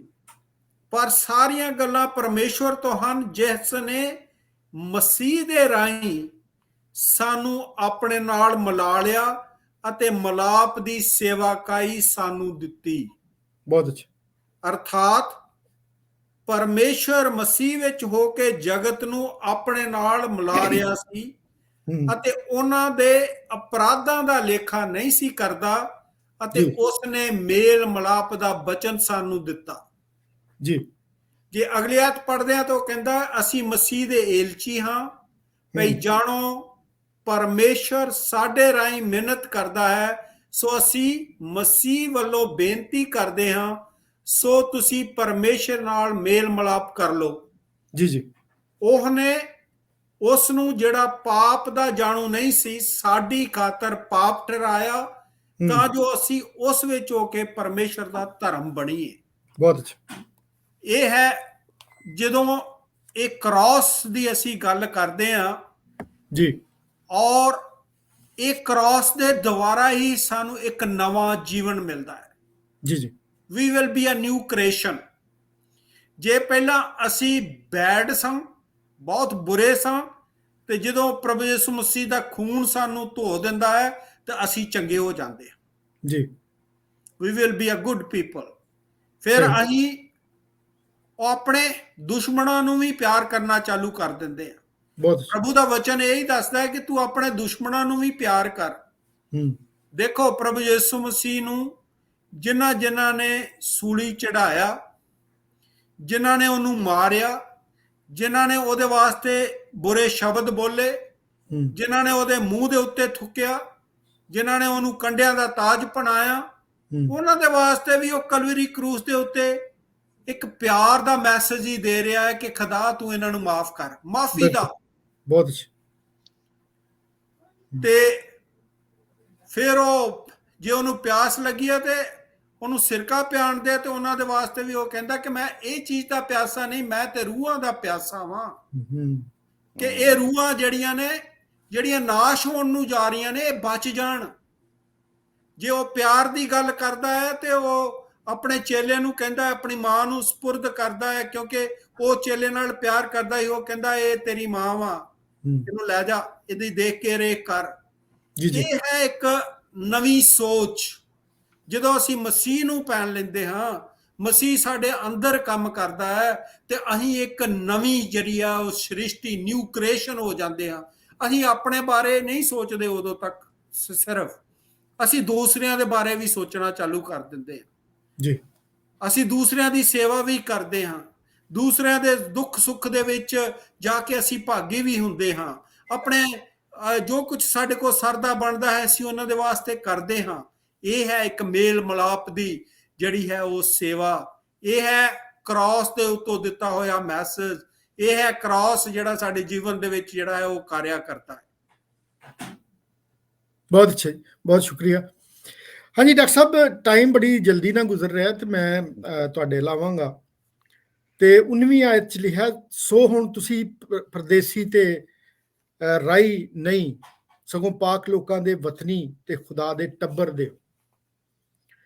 ਕੀ ਸਮਝਦੇ ਹਾਂ ਕਿ ਅਸੀਂ ਜਿਹੜਾ ਲਫ਼ਜ਼ ਇੱਥੇ ਪਰਦੇਸੀ ਇਸਤੇਮਾਲ ਹੋਇਆ, ਠੀਕ ਹੈ, ਔਰ ਉਹਦੇ ਬਾਅਦ 'ਚ ਕਿਹਾ ਗਿਆ ਕਿ ਤੁਸੀਂ ਉਹਦੇ ਵਤਨੀ, ਯਾਨੀ ਉਹਦੇ ਸਿਟੀਜ਼ਨਸ਼ਿਪ ਇੱਕ ਹੋ ਗਈ ਹੈ ਨਾ, ਔਰ ਉਹਦੇ ਖਾਨਦਾਨ ਦੇ ਲੋਕ ਹੋ ਗਏ। ਤੇ ਇਹ ਜਿਹੜਾ ਪਰਦੇਸੀ ਲਫ਼ਜ਼ ਹੈ, ਇਹ ਇੱਥੇ ਕਿਉਂ ਇਸਤੇਮਾਲ ਹੋਇਆ ਗਿਆ, ਕਿ ਕਿਉਂ ਅਸੀਂ ਪਰਦੇਸੀ ਹਾਂ ਇੱਥੇ? ਹਾਂਜੀ, ਇਹ ਤੁਸੀਂ ਅਸੀਂ ਸ਼ੁਰੂਆਤ 'ਚ ਜਦੋਂ ਕਹਿੰਦਾ ਉਹ ਕਿ ਅਸੀਂ ਜੇ ਜੀਸਸ ਨੂੰ ਨਹੀਂ ਜਾਣਦੇ, ਰਾਈਟ, ਤੇ ਅਸੀਂ ਖੁਦਾ ਨੂੰ ਜੇ ਨਹੀਂ ਜਾਣਦੇ ਥਰੂ ਜੀਸਸ ਅਸੀਂ ਜਾਣਾ ਹੈ, ਅਸੀਂ ਸੈਪਰੇਟਡ ਹੈ। ਉਹ ਇਸ ਕਰਕੇ ਉਹਨੂੰ ਕਹਿ ਰਿਹਾ ਕਿ ਤੁਸੀਂ ਫੋਰਨਰ ਹੋ, ਕਿਉਂਕਿ ਤੁਸੀਂ ਹਾਲੇ ਉਹ ਪ੍ਰਿਵਿਲੇਜ ਜਿਹੜਾ ਹੈ ਉਹ ਤੁਹਾਨੂੰ ਨਹੀਂ ਮਿਲਿਆ। ਜੀ ਜੀਸਸ ਦੇ ਥਰੂ ਸਾਨੂੰ ਉਹ ਪ੍ਰਿਵਿਲੇਜ, ਸਾਨੂੰ ਖਤਨਾ ਕਰਾਉਣ ਦੀ ਲੋੜ ਨਹੀਂ, ਸਾਨੂੰ ਜੀਸਸ ਤੇ ਵਿਸ਼ਵਾਸ ਕਰਨ ਦੀ ਲੋੜ ਹੈ। ਸੋ ਤਾਂ ਕਿ ਅਸੀਂ ਫੋਰਨਰ ਨਹੀਂ ਰਵਾਂਗੇ, ਅਸੀਂ ਇੱਕ ਸਟ੍ਰੇਂਜਰਸ ਨਹੀਂ ਰਵਾਂਗੇ, ਫੋਰਨਰ ਇਹ ਨਹੀਂ। ਸਾਡੀ ਜਿਹੜੀ ਖੁਦਾ ਨੇ ਸਾਨੂੰ ਫਿਰ ਇਹ ਕਿਹਾ, ਜੀਸਸ ਨੇ ਜਿਹੜੀ ਗੱਲ ਸਾਨੂੰ ਕਹੀ ਹੈ ਕਿ ਅਸੀਂ we are children of God, and so through him we have entered the kingdom of God. So ਅਸੀਂ ਉਹਦੇ ਕਿੰਗਡਮ 'ਚ ਸ਼ਾਮਲ ਹੋ ਗਏ ਹਾਂ ਜੇ ਅਸੀਂ ਜੀਸਸ ਨੂੰ ਆਪਣਾ ਉਧਾਰਕਰਤਾ, ਜਾਂ ਜਿਹਨੂੰ ਕਹਿੰਦੇ ਅਸੀਂ ਸੇਵੀਅਰ ਮੰਨਿਆ ਵਾ, ਤੇ then we are followers of Christ, so we have entered the citizenship of God. ਅਸੀਂ ਉਹ ਕਿੰਗਡਮ ਜਿਹੜਾ ਹੈ ਜੀਸਸ ਗੋਡ ਨੇ ਜਿਹੜੇ ਸਾਡੇ ਵਾਸਤੇ ਤਿਆਰ ਕੀਤਾ ਹੈ, we enter into that. ਅਸੀਂ ਫੋਰਨਰ ਵੀ ਨਹੀਂ ਰਹਿ ਗਏ, ਅਸੀਂ ਰਾਈਟ। ਤੇ ਇਹ ਅੱਗੇ ਥੋੜਾ ਜਿਹਾ ਸ਼ਾਇਦ ਗੱਲ ਕਰਾਂਗੇ ਅਸੀਂ, that foundation, ਇਹ ਜਿਹੜੀ ਸਾਰੀ ਗੱਲ ਜਿਹੜੀ ਹੈ ਇਹ ਉਹਦੇ ਤੇ ਆਉਂਦੀ ਹੈ। ਤਾਂ we are not foreigners anymore because Jesus himself said that ਮੈਂ ਤੁਹਾਡੇ ਵਾਸਤੇ ਹੁਣ ਤੁਸੀਂ you become children of God। ਪਹਿਲੀ ਗੱਲ ਉਹਨੇ ਸਾਨੂੰ ਕਹੀ, ਸਾਡੇ ਨਾਲ ਇਹ ਵਾਅਦਾ ਕੀਤਾ ਹੈ ਕਿ if we believe in him, says we are children of God, ਅਸੀਂ ਉਹਦੇ ਬੱਚੇ ਹਾਂ, ਖੁਦਾ ਦੇ ਬੱਚੇ ਹਾਂ ਅਸੀਂ। ਇਸ ਕਰਕੇ ਉਹਨੇ ਸਾਨੂੰ ਜਿਹੜੀ ਦੁਆ ਦਿੱਤੀ ਉਹ ਵੀ ਹੈਗੀ, ਆਏ ਮੇਰੇ ਬਾਪ। So we tell our God as our father, right? ਹਮ, ਅਸੀਂ ਉਹਦੇ ਨਾਲ ਇੱਕ ਰਿਲੇਸ਼ਨਸ਼ਿਪ ਬਣਾਇਆ ਹੈ, ਔਰ ਉਹ ਜੀਸਸ ਦੇ ਥਰੂ ਇਹ ਰਿਲੇਸ਼ਨਸ਼ਿਪ ਬਣਿਆ ਕਿ ਉਹ ਸਾਡਾ ਹੁਣ ਪਿਤਾ ਹੈ, ਉਹਨੂੰ ਅਸੀਂ ਪਿਤਾ ਮੰਨਦੇ ਹਾਂ, ਅਸੀਂ ਉਹਦੇ ਬੱਚੇ ਹਾਂ, and that's how we have entered into the kingdom of God. ਬਹੁਤ ਅੱਛਾ, ਬਹੁਤ ਸ਼ੁਕਰੀਆ ਜੀ। ਹਾਂਜੀ ਬ੍ਰਦਰ ਜੀ, ਮੈਂ ਹੁਣ ਤੁਹਾਡੇ ਲਾਵਾਂਗਾ। ਡਾਕਟਰ ਸਾਹਿਬ ਨੇ ਥੋੜੀ ਜਿਹਾ ਜ਼ਿਕਰ ਕੀਤਾ ਕਿ ਇਹ ਜਿਹੜਾ ਮਕਾਨ ਬਣਿਆ ਹੈ, ਜਾਂ ਜਿਹੜਾ ਇਹ ਖਾਨਦਾਨ ਬਣਿਆ ਹੈ, ਜਾਂ ਜਿਹੜੀ ਹੈਕਲ ਹੈ, ਲਿਖਿਆ ਤੇ ਰਸੂਲਾਂ ਦੀ ਨੀਹਾਂ ਦੇ ਰਸੂਲਾਂ ਤੇ ਨਬੀਆਂ ਦੀ ਨੀਂਹ ਉੱਤੇ ਇਹ ਜਿਹੜਾ ਮਕਾਨ ਹੈ ਇਹ ਤਿਆਰ ਕੀਤਾ ਗਿਆ। ਠੀਕ ਹੈ, ਯਾਨੀ ਸਾਨੂੰ ਪਤਾ ਨੀਂਹ ਦਾ ਕੀ ਹਸੀਅਤ ਹੁੰਦੀ ਹੈ, ਕਿਉਂ ਜੀ? ਅਸੀਂ ਹਾਂਜੀ। ਜਿਹੜੇ ਲੋਕੀ ਖਾਸ ਤੌਰ ਤੇ ਸਾਊਥ ਈਸਟ ਏਸ਼ੀਅਨਸ ਆ, ਕਿ ਜਿਹੜੀ ਨੀਂਹ ਹੈ ਉਹ ਕਹਿੰਦੇ ਨੇ ਕਿ ਬੜੀ ਮਜ਼ਬੂਤ ਹੋਣੀ ਚਾਹੀਦੀ ਹੈ। ਜੀ ਠੀਕ ਹੈ। ਹਾਂਜੀ ਬ੍ਰਦਰ ਜੀ, ਇਹ ਕਿਸ ਤਰ੍ਹਾਂ ਅਸੀਂ ਕਹਿ ਸਕਦੇ ਹਾਂ ਕਿ ਇਹਦੀ ਜਿਹੜਾ ਮਕਾਨ ਬਣਨ ਡਿਆ ਹੈ, ਇਹਦੀ ਨੀਂਹ ਜਿਹੜੀ ਹੈ ਉਹ ਰਸੂਲਾਂ ਤੇ ਨਬੀਆਂ ਨੇ ਰੱਖੀ ਹੈ? ਇਹ ਕਿਸ ਤਰ੍ਹਾਂ ਅਸੀਂ ਕਹਿ ਸਕਦੇ ਹਾਂ? ਜਦੋਂ ਪ੍ਰਭੂ ਯਿਸੂ ਮਸੀਹ ਆਪਣੀ ਮਿਨਿਸਟਰੀ 'ਚ ਸੀ ਇਸ ਧਰਤੀ ਦੇ ਉੱਤੇ, ਤੇ ਉਹਨਾਂ ਨੇ ਬੜੀ ਵਾਰੀ ਜ਼ਿਕਰ ਕੀਤਾ ਹੈ ਕਿ ਮੈਂ ਜਿਹੜੀ ਇਸ ਹੈਕਲ ਨੂੰ ਜਿਹੜਾ ਹੈ ਨਾ, ਇਹਨੂੰ ਖਤਮ ਕਰਕੇ ਤੇ 3 ਦਿਨਾਂ ਦੇ ਵਿੱਚ ਫਿਰ ਦੁਬਾਰਾ ਖੜਾ ਕਰ ਦਿਆਂਗਾ।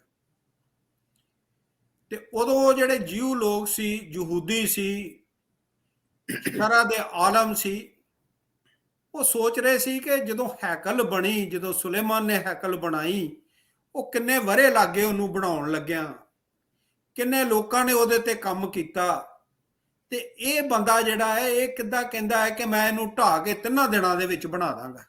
ਜੀ, ਇਹ ਪੋਸੀਬਲ ਹੀ ਨਹੀਂ ਹੈ, ਇਹ ਕੁਫਰ ਬਕਦਾ ਹੈ। ਪਰ ਪ੍ਰਭੂ ਯਿਸੂ ਮਸੀਹ ਸੰਤ ਪਲੂਸ ਦੇ ਦੁਆਰਾ ਹੀ ਬੜੀ ਸਫਾਈ ਦੇ ਨਾਲ ਕਹਿੰਦਾ ਹੈ ਕਿ you are the temple of God, ਤੁਸੀਂ ਪਰਮੇਸ਼ਵਰ ਦੀ ਹੈਕਲ ਹੋ। ਇਹ ਹੈਕਲ ਜਿਹੜੀ ਹੈ ਪ੍ਰਭੂ ਦੇ ਦਾਸ, ਪ੍ਰਭੂ ਦੇ ਸੰਤ ਸੇਵਕ ਕਿਸ ਤਰ੍ਹਾਂ ਦੇ ਨਾਲ ਅਸਾਰਦੇ ਨੇ, ਜਿਹੜਾ ਤੁਸੀਂ ਗੱਲ ਕੀਤੀ ਕਿ ਜਦੋਂ ਇਹ ਪ੍ਰਭੂ ਦੇ ਦਾਸ ਲੋਕਾਂ ਦੇ ਨਾਲ ਵਿਚਰਦੇ ਨੇ, ਲੋਕਾਂ ਦੇ ਨਾਲ ਗੱਲਬਾਤ ਕਰਦੇ ਨੇ, ਲੋਕਾਂ ਦੇ ਘਰਾਂ ਦੇ ਵਿੱਚ ਜਾਂਦੇ ਨੇ, ਜਾਂ ਇਕੱਠ ਦੇ ਵਿੱਚ ਜਦੋਂ ਗੱਲਬਾਤ ਕਰਦੇ ਨੇ, ਤੇ ਉਦੋਂ ਇਹ ਇਸ ਪਰਮੇਸ਼ਰ ਦੇ ਕਲਾਮ ਦੀ ਜਿਹੜੀਆਂ ਨੇ ਉਹ ਗੱਲਾਂ ਕਰਦੇ ਨੇ। ਜਿੱਦਾਂ ਤੁਸੀਂ ਦੱਸਿਆ ਹੈ ਕਿ ਜਿਹੜੇ ਅਸੀਂ ਸਾਊਥ ਈਸਟ ਏਸ਼ੀਆ ਦੇ ਵਿੱਚੋਂ ਆਏ ਆ, ਸਾਨੂੰ ਪਤਾ ਹੈ ਜਦੋਂ ਮਕਾਨ ਬਣਾਈਦਾ, ਜੇ ਉਹ ਫਾਊਂਡੇਸ਼ਨ ਜਿਹੜੀ ਹੈਗੀ ਆ, ਨੀਂਹ ਜਿਹੜੀ ਹੈ ਉਹ ਡੂੰਘੀ ਨਾ ਕੀਤੀ ਜਾਏ, ਉਹਨੂੰ ਚੰਗੀ ਤਰ੍ਹਾਂ ਨਾਲ ਭਰਿਆ ਜਾਏ, ਤੇ ਫਿਰ ਉਹ ਉੱਤੇ ਜਿਹੜੀ ਇਮਾਰਤ ਬਣਦੀ ਆ ਉਹਦਾ ਕੋਈ ਜਿਹੜਾ ਹੈ ਜ਼ਿਆਦਾ ਅਸਰ ਨਹੀਂ, ਉਦਾਰ ਨਹੀਂ ਹੁੰਦੀ। ਤੇ ਜਦੋਂ ਇਹ ਪ੍ਰਭੂ ਦੇ ਦਾਸ ਦੱਸਦੇ ਨੇ ਕਿ ਕਿਸ ਤਰ੍ਹਾਂ ਦੇ ਨਾਲ ਦੁਆ ਕਰਨੀ ਹੈ, ਕਿਸ ਤਰ੍ਹਾਂ ਦੇ ਨਾਲ ਰੋਜ਼ਾ ਪ੍ਰਾਰਥਨਾ ਕਰਕੇ ਦੁਆ ਕਰਨੀ ਹੈ, ਕਿਸ ਤਰ੍ਹਾਂ ਦੇ ਨਾਲ ਫਾਸਟਿੰਗ ਦੇ ਵਿੱਚ ਪ੍ਰਾਰਥਨਾ ਕਰਨੀ ਹੈ, ਕਿਸ ਤਰ੍ਹਾਂ ਦੇ ਨਾਲ ਪਰਮੇਸ਼ਰ ਦੇ ਇਸ ਕਲਾਮ ਨੂੰ ਪੜ੍ਹਨਾ ਹੈ, ਕਿਸ ਤਰ੍ਹਾਂ ਦੇ ਨਾਲ ਇਸ ਪਰਮੇਸ਼ਰ ਦੇ ਕਲਾਮ ਨੂੰ ਪੜ੍ਹ ਕੇ ਅੰਡਰਸਟੈਂਡ ਕਰਕੇ ਉਹਦੇ ਉੱਤੇ ਓਬੀਡੀਐਂਸ ਦੇ ਨਾਲ ਜਦੋਂ ਉਹ ਚੱਲਣਾ ਹੈ, ਉਹ ਜਿਹੜੇ ਸਟੋਨ ਨੇ 1 ਬਾਈ 1 ਜਿਹੜੇ ਨੇ ਉਹ ਬਣੀ ਜਾਂਦੇ ਨੇ। ਤੇ ਫਿਰ ਪਰਮੇਸ਼ਵਰ ਦਾ ਰੂਹ ਜਿਹੜਾ ਹੈ, ਪਰਮੇਸ਼ਵਰ ਦਾ ਆਤਮਾ ਜਿਹੜਾ ਹੈ, ਉਹ ਸਾਡੀ ਹੈਲਪ ਕਰਦਾ ਹੈ ਸਾਡੀ ਸਪਿਰਚੁਅਲ ਇਸ ਟੈਂਪਲ ਨੂੰ ਬਣਾਉਣ ਦੇ ਵਿੱਚ। ਇਹ ਹੈ, ਇਹ ਪੌਲ ਇਹਦੇ ਬਾਰੇ ਜਿਹੜਾ ਹੈ ਉਹ ਗੱਲ ਕਰ ਰਿਹਾ ਹੈ। ਤੇ ਇੱਥੇ ਇਸੇ ਕਰਕੇ ਉਹ ਗੱਲ ਕਰਦਾ ਹੈ ਕਿ ਇਸ ਜਿਹੜੇ ਹੈਕਲ ਦਾ ਜਿਹੜਾ ਕਾਰਨਰ ਸਟੋਨ ਹੋਏਗਾ ਉਹ ਪ੍ਰਭੂ ਯਿਸੂ ਮਸੀਹ ਹੋਏਗਾ। ਜਦੋਂ ਅਸੀਂ ਦੁਆ ਪ੍ਰਾਰਥਨਾ ਕਰਦੇ ਹਾਂ, ਬਾਈਬਲ ਨੂੰ ਪੜ੍ਹਦੇ ਹਾਂ, ਫਾਸਟ ਕਰਦੇ ਹਾਂ, ਮੇਲ ਮਿਲਾਪ ਦੀ ਸੇਵਾਕਾਈ ਨੂੰ ਕਰਦੇ ਹਾਂ, ਔਰ ਓਬੀਡੀਐਂਸ ਦੇ ਨਾਲ ਚੱਲਦੇ ਹਾਂ, ਤੇ ਇਹ ਸਾਡੀ ਇਮਾਰਤ ਜਿਹੜੀ ਹੈ ਉਹ ਦਿਨ ਬ ਦਿਨ ਜਿਹੜੀ ਹੈ ਉਹ ਉਸਰਦੀ ਜਾਂਦੀ ਹੈ। ਔਰ ਇਹਦੇ ਵਿੱਚ ਪ੍ਰਭੂ ਯਿਸੂ ਮਸੀਹ ਵੀ ਸਾਡੀ ਬੜੀ ਹੈਲਪ ਕਰਦਾ ਹੈ। ਹਾਂਜੀ, ਉਹਦੀ ਯਾਦ ਆਉਂਦਾ ਹੈ ਬੁੱਕ ਆਫ ਜੌਨ ਦੇ ਵਿੱਚ ਜਦੋਂ 14 ਚੈਪਟਰ ਨੂੰ ਅਸੀਂ ਪੜ੍ਹਦੇ ਹਾਂ, ਤੇ ਪ੍ਰਭੂ ਯਿਸੂ ਮਸੀਹ ਦੇ ਉਦੋਂ ਪ੍ਰਪੇਅਰ ਕਰ ਰਿਹਾ ਸੀ ਆਪਣੇ ਚੇਲਿਆਂ ਨੂੰ, ਕਿਉਂਕਿ ਉਹਨਾਂ ਨੇ ਆਪਣੇ ਆਪ ਦਾ ਜਿਹੜਾ ਸੀ ਬਲੀਦਾਨ ਦੇਣਾ ਸੀ, ਕ੍ਰੂਸੀਫਿਕੇਸ਼ਨ ਦੇ ਵਾਸਤੇ ਉਹਨਾਂ ਨੇ ਜਾਣਾ ਸੀ। ਉਹਦੇ ਤੋਂ ਪਹਿਲਾਂ ਉਹਨਾਂ ਨੂੰ ਤਿਆਰ ਕਰਦਾ, ਉਹਨੂੰ ਕਹਿੰਦਾ ਕਿ ਤੁਹਾਡਾ ਮਨ ਨਾ ਘਬਰਾਏ, ਮੈਂ ਕਿਹਦੇ ਕੋਲ ਜਾ ਰਿਹਾ, ਖੁਦਾ ਦੇ ਕੋਲ ਜਾ ਰਿਹਾ, ਕਿ ਜਿੱਥੇ ਮੈਂ ਤੁਹਾਡੇ ਵਾਸਤੇ ਕੀ ਕਰਾਂ, ਜਗ੍ਹਾ ਨੂੰ ਤਿਆਰ ਕਰਾਂ, ਜਿੱਥੇ ਮੇਰੇ ਘਰ ਦੇ, ਮੇਰੇ ਬਾਪ ਦੇ ਘਰ ਦੇ ਵਿੱਚ ਬਹੁਤ ਵੱਡਾ ਮੈਸ਼ਨ ਹੈ, ਬਹੁਤ ਵੱਡਾ ਉਹ ਮਹੱਲ ਹੈ, ਬਹੁਤ ਵੱਡੀ ਜਗ੍ਹਾ ਹੈਗੀ ਆ, ਉੱਥੇ ਮੈਂ ਤੁਹਾਡੇ ਲਈ ਵੀ ਜਗ੍ਹਾ ਤਿਆਰ ਕਰ ਰਿਹਾ, ਜਿੱਥੇ ਮੈਂ ਉੱਥੇ ਤੁਸੀਂ ਵੀ ਹੋ ਜੀ। ਤੇ ਜਿੱਦਾਂ ਡਾਕਟਰ ਸਾਹਿਬ ਨੇ ਸਾਨੂੰ ਦੱਸਿਆ ਹੀ ਪਹਿਲਾਂ ਵੀ, we are having a blessed hope in Jesus that when we will leave this body, ਸਾਡੀ ਜਿਹੜੀ ਰੂਹ ਹੈਗੀ ਹੈ ਉਹ ਪ੍ਰਭੂ ਦੇ ਨਾਲ ਜਿਹੜਾ ਹੈ ਉਸ ਜਗ੍ਹਾ ਦੇ ਵਿੱਚ ਇੰਟਰਨਿਟੀ ਦੇ ਵਿੱਚ ਜਿਹੜੀ ਹੈ ਉਹ ਵਾਸ ਕਰੇਗੀ। ਇਹ ਗੱਲਬਾਤ ਜਿਹੜੀ ਹੈ ਇਹ ਸੰਤ ਸੇਵਕ ਜਿਹੜੇ ਨੇ, ਜਿਸ ਤਰ੍ਹਾਂ ਪਰਮੇਸ਼ਰ ਨੇ ਤੁਹਾਨੂੰ ਇਹ ਸੇਵਾਕਾਈ ਦਿੱਤੀ ਹੈ, ਤੁਸੀਂ ਜਦੋਂ ਲੋਕਾਂ ਨਾਲ ਗੱਲਬਾਤ ਕਰਦੇ ਹੋ, ਉਹਨਾਂ ਨੂੰ ਉਹਨਾਂ ਦੇ ਨਿਸ਼ਚੇ ਦੇ ਵਿੱਚ, ਉਹਨਾਂ ਦੇ ਵਿਸ਼ਵਾਸ ਦੇ ਵਿੱਚ ਉਹਨਾਂ ਨੂੰ ਮਜ਼ਬੂਤ ਕਰਨ ਲਈ ਤੁਸੀਂ ਬੜੀਆਂ ਉਹਨਾਂ ਨੂੰ ਤਰੀਕੇ ਦੇ ਨਾਲ ਉਹਨਾਂ ਨੂੰ ਸਮਝਾਉਂਦੇ ਹੋ, ਤੇ ਉਹ ਫਿਰ ਦਿਨ ਬਦਿਨ ਪ੍ਰਤੀ ਦਿਨ ਹੌਲੀ ਹੌਲੀ ਉਹ ਪੱਥਰ ਬਾਈ ਪੱਥਰ ਜਿਹੜਾ ਉਹ ਬਣੀ ਜਾਂਦਾ ਹੈ, ਤੇ ਉਹ ਪ੍ਰਭੂ ਦੀ ਮਹਿਮਾ ਦੇ ਵਾਸਤੇ ਹੁੰਦਾ ਹੈ। ਬਹੁਤ ਬਹੁਤ ਸ਼ੁਕਰੀਆ ਜੀ। ਹਾਂਜੀ ਡਾਕਟਰ ਸਾਹਿਬ, ਅੱਗੇ ਤੁਸੀਂ ਵੀ ਗੱਲ ਕੀਤੀ ਤੇ ਅਸੀਂ ਕਰ ਰਹੇ ਸਾਂ ਇਹਦੇ ਬਾਰੇ 'ਚ ਕਿ ਯਾਨੀ ਇਹ ਇਮਾਰਤ ਜਿਹੜੀ ਹੈ ਇਹ ਬਣਾਉਂਦੀ ਨਹੀਂ, ਬਲਕਿ ਆਪਿਓ ਹੀ ਕੀ ਹੁੰਦੀ ਹੈ, ਤਮੀਰ ਹੁੰਦੀ ਜਾਂਦੀ ਹੈ, ਬਣੀ ਜਾਂਦੀ ਹੈ, ਠੀਕ ਹੈ। ਲੇਕਿਨ ਜ਼ਿਕਰ ਹੈ ਕਿ ਇੱਥੇ ਯਾਨੀ ਨੀਂਹ ਜਿਹੜੀ ਹੈ ਉਹ ਨਬੀਆਂ ਦੇ ਉੱਤੇ ਰੱਖੀ ਗਈ ਜੀ, ਇਮਾਰਤ ਬਣਨ ਡਈ ਹੈ, ਤੇ ਲੇਕਿਨ ਕੋਨੇ ਦੇ ਸਿਰੇ ਦਾ ਪੱਥਰ, ਯਾਨੀ ਇੱਥੇ ਜਿਹੜਾ ਗੁੱਠ ਦਾ ਪੱਥਰ, ਕੋਨਾ ਜੀ, ਜਿਹਨੂੰ ਕਾਰਨਰ ਸਟੋਨ ਵੀ ਕਹਿੰਦੇ ਨੇ, ਜੀ ਜੀ, ਤੇ ਉਹ ਖੁਦਾਵੰਦ ਯਿਸੂ ਮਸੀਹ ਹੈ ਜੀ। ਇਹਦੇ ਬਾਰੇ ਚ ਕੀ ਖਿਆਲ ਹੈ ਕਿ ਇਹ ਕਿਸ ਤਰ੍ਹਾਂ ਅਸੀਂ ਇਹਨੂੰ ਸਮਝ ਸਕਦੇ ਹਾਂ ਕਿ ਇਹ ਕੋਨੇ ਦਾ ਜਾਂ ਗੁੱਠ ਦਾ ਪੱਥਰ ਜਾਂ ਕਾਰਨਰ ਸਟੋਨ, ਇਹ ਕਿਸ ਤਰ੍ਹਾਂ ਇਹ ਉਹ ਵਿੱਚ ਆਉਂਦਾ ਇਹਦੇ? ਹਾਂਜੀ, ਅਸੀਂ ਐਕਚੁਅਲੀ ਬ੍ਰਦਰ ਇਮੈਨੂਅਲ ਜੀ ਨੇ ਕਾਫੀ ਡਿਟੇਲ ਚ ਸਮਝਾਇਆ।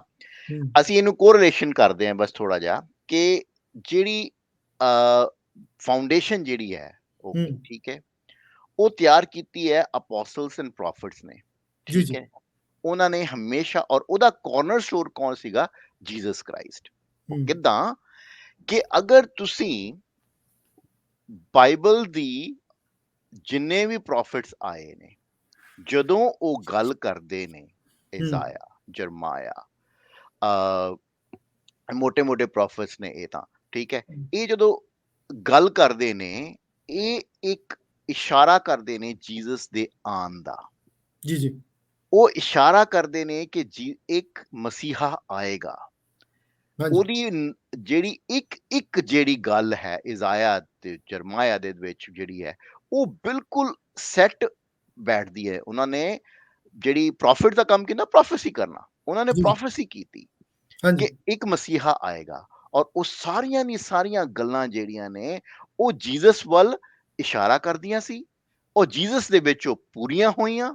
ਔਰ ਇਸ ਕਰਕੇ ਪੌਲ ਹੁਣ ਲਿਖਦਾ ਹੈ ਕਿ ਜੀਸਸ ਕ੍ਰਾਈਸਟ ਹਿਮਸੈਲਫ ਐਜ਼ ਦ ਚੀਫ ਕਾਰਨਰ ਸਟੋਨ, ਕਿ ਉਹ ਜਿਹੜੀ ਵੀ ਫਾਊਂਡੇਸ਼ਨ ਉਹਨਾਂ ਨੇ ਖੜੀ ਕੀਤੀ, ਉਹਦਾ ਸਾਰਾ ਜਿਹੜਾ ਮੇਨ ਪੱਥਰ ਸੀਗਾ, ਜਿਹੜਾ ਕਾਰਨਰ ਦਾ ਪੱਥਰ ਸੀਗਾ, ਜਿਹਦੇ ਤੋਂ ਤੁਸੀਂ ਦੁਬਾਰਾ ਉਹ ਪੱਥਰ, ਐਕਚੁਅਲੀ ਹੁਣ ਤਾਂ ਅਸੀਂ ਪਿੱਲਰ ਬਣਾ ਦਿੰਦੇ ਆ ਨਾ, ਉਹਨੂੰ ਪੱਥਰ ਰੱਖਦੇ ਸੀਗੇ, ਰਾਈਟ। ਹੁਣ ਤਾਂ ਅਸੀਂ ਪਿੱਲਰ ਬਣਾਉਂਦੇ ਹਾਂ, 4 ਕਾਰਨਰ ਹੁੰਦੇ ਆ, ਉਹਦੇ ਚ ਪਿੱਲਰ ਬਣਾ ਦਿੰਦੇ ਆ, ਤੇ ਪਿੱਲਰਾਂ ਦੇ ਵਿੱਚ ਫਿਰ ਅਸੀਂ ਫਾਊਂਡੇਸ਼ਨ ਸੈੱਟ ਕਰਦੇ ਹਾਂ। ਉਦੋਂ ਜ਼ਮਾਨੇ ਚ ਪੱਥਰ ਰੱਖਦੇ ਸੀਗੇ ਵੱਡੇ, ਫਿਰ ਉਹਨਾਂ ਦੇ ਸਾਈਡ ਤੇ। ਤੋਂ ਉਹ ਕਾਰਨਰ ਸਟੋਨ ਜਿਹੜਾ ਹੈ, ਉਹ ਕੌਣ ਹੈ? Jesus Christ, because they all prophesied about Jesus, and everything about Jesus which was prophesied by apostles and prophets, it was fulfilled in Jesus Christ। ਇਸ ਕਰਕੇ ਉਹ ਕਹਿੰਦਾ ਕਿ he is a cornerstone himself। ਬਹੁਤ ਅੱਛਾ ਜੀ, ਸ਼ੁਕਰੀਆ। ਔਰ ਹੋਰ ਵੀ ਇਹਦੇ ਬਾਰੇ ਤਫਸੀਰਾਂ ਨੇ, ਯਾਨੀ ਕਾਰਨਰ ਸਟੋਨ ਕੌਣ ਹੈ। ਯਾਨੀ ਖਾਸ ਤੌਰ ਤੇ ਇੱਕ ਕਹਾਣੀ ਸੁਣਾਈ ਜਾਂਦੀ ਹੈ ਕਿ ਜਦੋਂ ਹੈਕਲ ਬਣ ਰਹੀ ਸੀ, ਤੇ ਉਦੋਂ ਪੱਥਰ ਜਿਹੜੇ ਨੇ ਉਹ ਕਿਹਨੂੰ ਕਹਿੰਦੇ ਨੇ ਕਿ ਦੂਰੋਂ ਆਉਂਦੇ ਸਨ ਜੀ, ਉਹਨਾਂ ਨੂੰ ਉੱਤੇ ਥੱਲੇ, ਯਾਨੀ ਉਹਨਾਂ ਨੂੰ ਬਕਾਇਦਾ ਨੰਬਰਸ ਸ਼ਾਇਦ ਦਿੱਤੇ ਜਾਂਦੇ ਹੋਣ ਕਿ ਇਹ ਪਹਿਲੋਂ ਆਉਣਾ, ਬਾਅਦ ਚ ਆਉਣਾ। ਲੇਕਿਨ ਇੱਕ ਪੱਥਰ ਜਿਹੜਾ ਉਹਨਾਂ ਪਹਿਲੋਂ ਭੇਜ ਦਿੱਤਾ, ਜਿਹੜਾ ਫਿੱਟ ਹੀ ਨਹੀਂ ਸੀ ਹੋਣ ਡਿਆ ਕਿਤੇ। ਜਦੋਂ ਇਮਾਰਤ ਮੁਕੰਮਲ ਹੋਣ ਲੱਗੀ ਤੇ ਉਹਨਾਂ ਨੂੰ ਉਹ ਪੱਥਰ ਨਾ ਲੱਭੇ ਕਿ ਕਿੱਥੇ ਗਿਆ, ਔਰ ਫਿਰ ਉਹਨਾਂ ਨੂੰ ਯਾਦ ਆਇਆ ਕਿ ਇੱਕ ਪੱਥਰ ਪਹਿਲੋਂ ਆ ਗਿਆ ਸੀ, ਜਿਹੜਾ ਸ਼ਾਇਦ ਫਿੱਟ ਨਹੀਂ ਸੀ ਕਿਤੇ ਵੀ ਹੋ ਰਿਹਾ, ਔਰ ਜਦੋਂ ਉਹ ਪੱਥਰ ਫਿੱਟ ਹੋਇਆ ਤੇ ਉਹ ਇਮਾਰਤ ਜਿਹੜੀ ਮੁਕੰਮਲ ਹੋਈ। ਮੁਕੱਲਮ ਠੀਕ ਹੈ। ਠੀਕ ਸੋ ਯਾਨੀ ਖੁਦਾਵੰਦ ਯਿਸੂ ਮਸੀਹ ਜਿਹੜਾ ਉਹ ਕਿਹਨੂੰ ਕਹਿੰਦੇ ਨੇ ਕਿ ਇਮਾਰਤ ਨੂੰ ਮੁਕੰਮਲ ਕਰਨ ਵਾਲਾ, ਜਾਂ ਉਹਦੀ ਜਿਹੜੀ ਸਾਰੀ ਉਹਦੀ ਦਾਰਮਦਾਰ, ਜਿਸ ਤਰ੍ਹਾਂ ਤੁਸੀਂ ਦੱਸਿਆ ਕਿ ਕਾਰਨਰ ਸਟੋਨ ਨੇ ਉਹਦੇ ਤੇ ਇਮਾਰਤ ਖੜੀ ਹੁੰਦੀ ਹੈ, ਯਾਨੀ ਉਹ ਸੈਂਟਰਲ ਪੁਆਇੰਟ ਹੈ, ਜਾਂ ਉਹ ਸੈਂਟਰਲ ਜਗ੍ਹਾ ਜਿਹਦੇ ਤੇ ਸਾਡੀ ਨਜ਼ਰ ਜਿਹੜੀ ਹੋਣੀ ਚਾਹੀਦੀ ਹੈ। ਹਾਂਜੀ, ਗੱਲਾਂ ਹੋਰ ਵੀ ਬੜੀਆਂ ਹੋ ਸਕਦੀਆਂ ਨੇ, ਲੇਕਿਨ ਆਖਰੀ ਗੱਲ ਅਸੀਂ ਕਰਾਂਗੇ। ਹਾਂਜੀ ਬ੍ਰਦਰ ਜੀ, ਆਖਰ 'ਚ ਲਿਖਿਆ ਤਾਂ ਜੋ ਰੂਹ ਵਿੱਚ ਖੁਦਾ ਦਾ ਘਰ ਬਣੋ। ਜਿਹੜੀਆਂ ਸਾਰੀਆਂ ਗੱਲਾਂ ਕਰਕੇ ਤੇ ਇੱਕ ਹੋਰ ਗੱਲ ਹੈ ਕਿ ਤੁਸੀਂ ਵੀ ਉਹਦੇ ਵਿੱਚ ਰਲ ਕੇ ਉਸਾਰੇ ਜਾਂਦੇ ਹੋ ਤਾਂ ਜੋ ਰੂਹ 'ਚ ਖੁਦਾ ਦਾ ਘਰ ਬਣੋ। ਕੀ ਸਮਝਦੇ ਅਸੀਂ ਕਿ ਕਿਸ ਤਰ੍ਹਾਂ ਅਸੀਂ, ਪਹਿਲੀ ਗੱਲ ਕਿ ਉਹਦੇ 'ਚ ਰਲ ਕੇ ਅਸੀਂ ਉਸਾਰੇ ਜਾਂਦੇ ਹਾਂ, ਜਾਂ ਉਹਦੇ 'ਚ ਤਾਮੀਰ ਕੀਤੇ ਜਾਂਦੇ ਹਾਂ, ਬਣਾਏ ਜਾਂਦੇ ਹਾਂ, ਬਿਲਟ ਕੀਤੇ ਜਾਂਦੇ ਹਾਂ। ਤੇ ਅੱਗੇ ਲਿਖਿਆ ਤਾਂ ਜੋ ਰੂਹ 'ਚ ਖੁਦਾ ਦਾ ਘਰ ਬਣੋ। ਕੀ ਅਸੀਂ ਇਹਦੇ 'ਚ ਕੀ ਸਮਝਦੇ ਹਾਂ ਕਿ ਕਿਸ ਤਰ੍ਹਾਂ ਅਸੀਂ ਰੂਹ 'ਚ ਖੁਦਾ ਦਾ ਘਰ ਬਣ ਸਕਦੇ ਹਾਂ? ਜੀ ਬ੍ਰਦਰ ਮੈਨੂਅਲ। ਬਸ ਜਿਸ ਤਰ੍ਹਾਂ ਮੈਂ ਪਹਿਲਾਂ ਵੀ ਜ਼ਿਕਰ ਕੀਤਾ, ਪ੍ਰਭੂ ਯਿਸੂ ਮਸੀਹ ਨੇ ਜਦੋਂ ਆਪਣੀ ਮਿਨਿਸਟਰੀ ਕੀਤੀ ਹੈ ਨਾ, ਉਹਨਾਂ ਨੇ ਹਰ ਚੀਜ਼ ਜਿਹੜੀ ਹੈ ਉਹਨਾਂ ਨੇ ਦੱਸਣ ਦੀ ਜਿਹੜੀ ਹੈ, ਉਹਨਾਂ ਨੇ ਵਿਸਤਾਰ ਦੇ ਨਾਲ ਆਪਣੇ ਚੇਲਿਆਂ ਨੂੰ ਦੱਸਿਆ ਉਹਨਾਂ ਨੇ ਜੀ। ਤੇ ਇਹੀ 14 ਬਾਬ ਜਿਹੜਾ ਹੈਗਾ ਹੈ, ਉਹਦੇ ਵਿੱਚ ਉਹ ਦੱਸਦੇ ਆ ਇਸ ਰੂਹ ਦੇ ਬਾਰੇ ਕਿ ਮੈਂ ਜਿਹੜਾ ਹੈ ਪਰਮੇਸ਼ਵਰ ਦੇ ਕੋਲ ਕਹਿੰਦਾ ਜਾ ਰਿਹਾ ਕਿ ਤੇ ਮੈਂ ਤੁਹਾਡੇ ਲਈ ਇੱਕ ਸਹਾਇਕ ਨੂੰ ਭੇਜਾਂ, ਤੁਹਾਡੇ ਲਈ ਇੱਕ ਮਦਦਗਾਰ ਭੇਜਾਂ, ਅਰਥਾਤ ਇਹ ਰੂਹ, ਪਾਕ ਰੂਹ। ਤੇ ਇਹ ਪਾਕ ਰੂਹ ਜਦੋਂ ਤੁਹਾਡੇ ਤੇ ਆਏਗਾ, ਇਹ ਪਾਕ ਰੂਹ ਤੁਹਾਨੂੰ ਸੱਚਾਈ ਦੀਆਂ ਗੱਲਾਂ ਦੱਸੇਗਾ। ਇਹ ਪਾਕ ਰੂਹ ਜਿਹੜਾ ਹੈ ਤੁਹਾਨੂੰ ਸਮਝਾਏਗਾ ਇਸ ਵਚਨ ਦੇ ਬਾਰੇ। ਪਾਕ ਰੂਹ ਜਿਹੜਾ ਹੈ ਤੁਹਾਡਾ ਟੀਚਰ ਹੋਏਗਾ। ਔਰ ਜਦੋਂ ਪਾਕ ਰੂਹ ਆਉਂਦਾ ਹੈ ਤੇ ਫਿਰ ਅਸੀਂ ਜਿਹੜਾ ਹੈ ਡੇ ਬਾਈ ਡੇ ਜਿਹੜਾ ਹੈ ਉਹ ਬਿਲਡ ਅਪ ਹੁੰਦੇ ਰਹਿੰਦੇ ਆ। ਈਵਨ ਹੁਣ ਅਸੀਂ ਇੱਥੇ ਬੈਠੇ ਆ ਤੇ ਅਸੀਂ ਜਦੋਂ ਪ੍ਰਾਰਥਨਾ ਕਰਦੇ ਆ ਤੇ ਬੁੱਕ ਆਫ ਰੋਮਨ ਨੂੰ ਜਦੋਂ ਅਸੀਂ ਪੜ੍ਹਦੇ ਹਾਂ, ਉਹਦੇ 8 ਅਧਿਆਏ ਦੇ ਵਿੱਚ ਇੱਕ ਆਇਤ ਮੈਂ ਪੜਾਂਗਾ, ਬੜੀ ਪਿਆਰੀ ਆਇਤ ਹੈ, ਆਤਮਾ ਦੇ ਬਾਰੇ ਆ ਜੀ।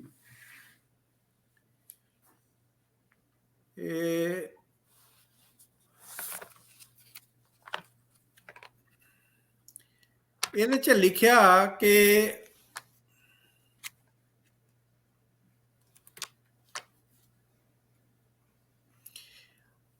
26 ਆਇਤ ਦੇ ਵਿੱਚ ਲਿਖਿਆ, 8 ਦੀ 26 'ਚ ਜੀ, ਕਿ ਆਤਮਾ ਸਾਡੀਆਂ ਦੁਰਬਲਤਾਈਆਂ ਵਿੱਚ ਸਾਡੀ ਸਹਾਇਤਾ ਕਰਦਾ ਹੈ, ਕਿਉਂ ਜੋ ਕਿਸ ਵਸਤ ਲਈ ਸਾਨੂੰ ਪ੍ਰਾਰਥਨਾ ਕਰਨੀ ਚਾਹੀਦੀ ਹੈ ਅਸੀਂ ਨਹੀਂ ਜਾਣਦੇ, ਪਰ ਆਤਮਾ ਆਪ ਅਕਥ ਹਉਕੇ ਭਰ ਕੇ ਸਾਡੇ ਲਈ ਸਿਫਾਰਿਸ਼ ਕਰਦਾ ਹੈ, ਅਤੇ ਹਿਰਦਿਆਂ ਦਾ ਜਾਚਣ ਵਾਲਾ ਜਾਣਦਾ ਹੈ ਭਈ ਆਤਮਾ ਦੀ ਕੀ ਮਨਸਾ ਹੈ, ਭਈ ਜੋ ਪਰਮੇਸ਼ਵਰ ਦੀ ਇੱਛਾ ਦੇ ਅਨੁਸਾਰ ਸੰਤਾਂ ਦੇ ਲਈ ਸਿਫਾਰਿਸ਼ ਕਰਦਾ ਹੈ।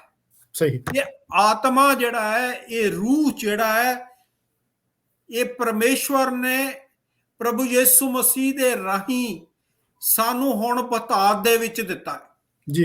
ਜੇ ਅਸੀਂ ਓਲਡ ਟੈਸਟਾਮੈਂਟ ਦੇ ਵਿੱਚ ਜਾਂਦੇ ਹਾਂ ਤੇ ਉਦੋਂ ਜਿਹੜਾ ਇਹ ਪਾਕ ਰੂਹ ਸੀ, ਇਹ ਕੁਝ ਗਿਣੇ ਮਿਣੇ ਸੰਤਾਂ ਸੇਵਕਾਂ ਦੇ ਉੱਤੇ, ਨਬੀਆਂ ਦੇ ਉੱਤੇ ਉਤਰਦਾ ਸੀ। ਪਰ ਇਸ ਅੰਤ ਦੇ ਸਮੇਂ ਦੇ ਵਿੱਚ, we are going in the last times, ਇਹ ਪ੍ਰਭੂ ਦਾ ਆਤਮਾ ਜਿਹੜਾ ਹੈ ਇਹ ਬਤਾਤ ਦੇ ਨਾਲ ਦਿੱਤਾ ਗਿਆ ਹੈ। ਜਦੋਂ ਅਸੀਂ ਇਸ ਦੇ ਵਾਸਤੇ ਪ੍ਰਾਰਥਨਾ ਕਰਦੇ ਹਾਂ, ਪ੍ਰਭੂ ਯਿਸੂ ਮਸੀਹ ਦਾ ਵਾਅਦਾ ਹੈ ਕਿ ਮੈਂ ਖੁਦਾ ਦੇ ਕੋਲ ਜਾ ਰਿਹਾ ਤੇ ਤੁਹਾਡੇ ਲਈ ਸਹਾਇਕ ਨੂੰ ਭੇਜ ਰਿਹਾ। ਜਦੋਂ ਇਹ ਸਹਾਇਕ ਆਉਂਦਾ ਹੈ ਸਾਡੇ ਲਈ, ਇਹ ਆਪ ਜਿਹੜਾ ਹੈ ਸਾਡੇ ਵਾਸਤੇ ਪ੍ਰਾਰਥਨਾ ਕਰਦਾ ਹੈ ਹੋਕੇ ਭਰ ਕੇ, ਆਹਾਂ ਭਰ ਕੇ, ਤੇ ਤਾਂ ਇਹ ਜਿਹੜਾ ਬਿਲਡਿੰਗ ਹੈ, ਜਿਹੜੇ ਇਹ ਟੈਂਪਲ ਹੈ, ਇਹ ਡੇ ਬਾਈ ਡੇ ਜਿਹੜਾ ਹੈ ਉਸਰਦਾ ਜਾਂਦਾ ਹੈ। ਬਿਲਕੁਲ। ਫਿਰ ਸਾਨੂੰ ਜਿਹੜੀ ਹੈ ਉਹ ਸੈਟਿਸਫੈਕਸ਼ਨ ਜਿਹੜੀ ਹੈ ਉਹ ਆਉਂਦੀ ਹੈਗੀ ਹੈ। ਬਹੁਤ ਸ਼ੁਕਰੀਆ ਜੀ।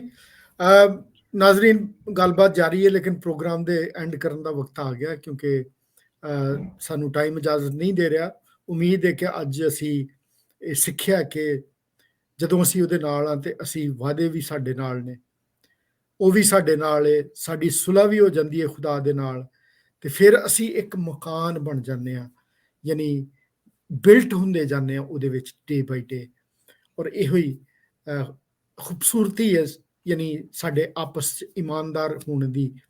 ਲੇਕਿਨ ਵੱਡੀ ਗੱਲ ਇਹ ਵੇ ਕਿ ਜਦੋਂ ਅਸੀਂ ਖੁਦਾਵੰਦ ਯਿਸੂ ਨੂੰ ਆਪਣਾ ਸ਼ਖਸੀ ਨਿਜਾਤ ਦਹਿੰਦਾ ਕਬੂਲ ਕਰਨੇ, ਆਪਣੇ ਗੁਨਾਹਾਂ ਤੋਂ ਤੋਬਾ ਕਰਕੇ ਉਹਨੂੰ ਅਸੀਂ ਕਬੂਲ ਕਰਨੇ ਆ। ਉਮੀਦ ਹੈ ਅੱਜ ਦਾ ਪ੍ਰੋਗਰਾਮ ਤੁਹਾਨੂੰ ਪਸੰਦ ਆਇਆ ਹੋਵੇਗਾ। ਜ਼ਰੂਰ ਆਪਣੀ ਰਾਏ ਨਾਲ ਸਾਨੂੰ ਆਗਾਹ ਕਰਿਆ ਕਰੋ। ਤੇ ਮੈਂ ਸ਼ੁਕਰਗੁਜ਼ਾਰ ਹਾਂ ਫਿਰ ਡਾਕਟਰ ਰਜਤ ਦਾ ਔਰ ਬ੍ਰਦਰ ਇਮੈਨੂਅਲ ਦਾ ਕਿ ਉਹ ਫਿਰ ਅੱਜ ਸਾਡੇ ਨਾਲ ਇਸ ਪ੍ਰੋਗਰਾਮ 'ਚ ਸ਼ਾਮਲ ਹੋ ਸਕੇ। ਸੋ ਅੱਜ ਦੇ ਪ੍ਰੋਗਰਾਮ ਨੂੰ ਖਤਮ ਕਰਦੇ ਹੋਏ ਸਾਡੇ ਸਾਰਿਆਂ ਵੱਲੋਂ ਖੁਦਾ ਹਾਫਿਜ਼ ਤੇ ਰੱਬ ਰੱਖਾ। ਰੱਬ ਰੱਖਾ। ਹਾਫਿਜ਼।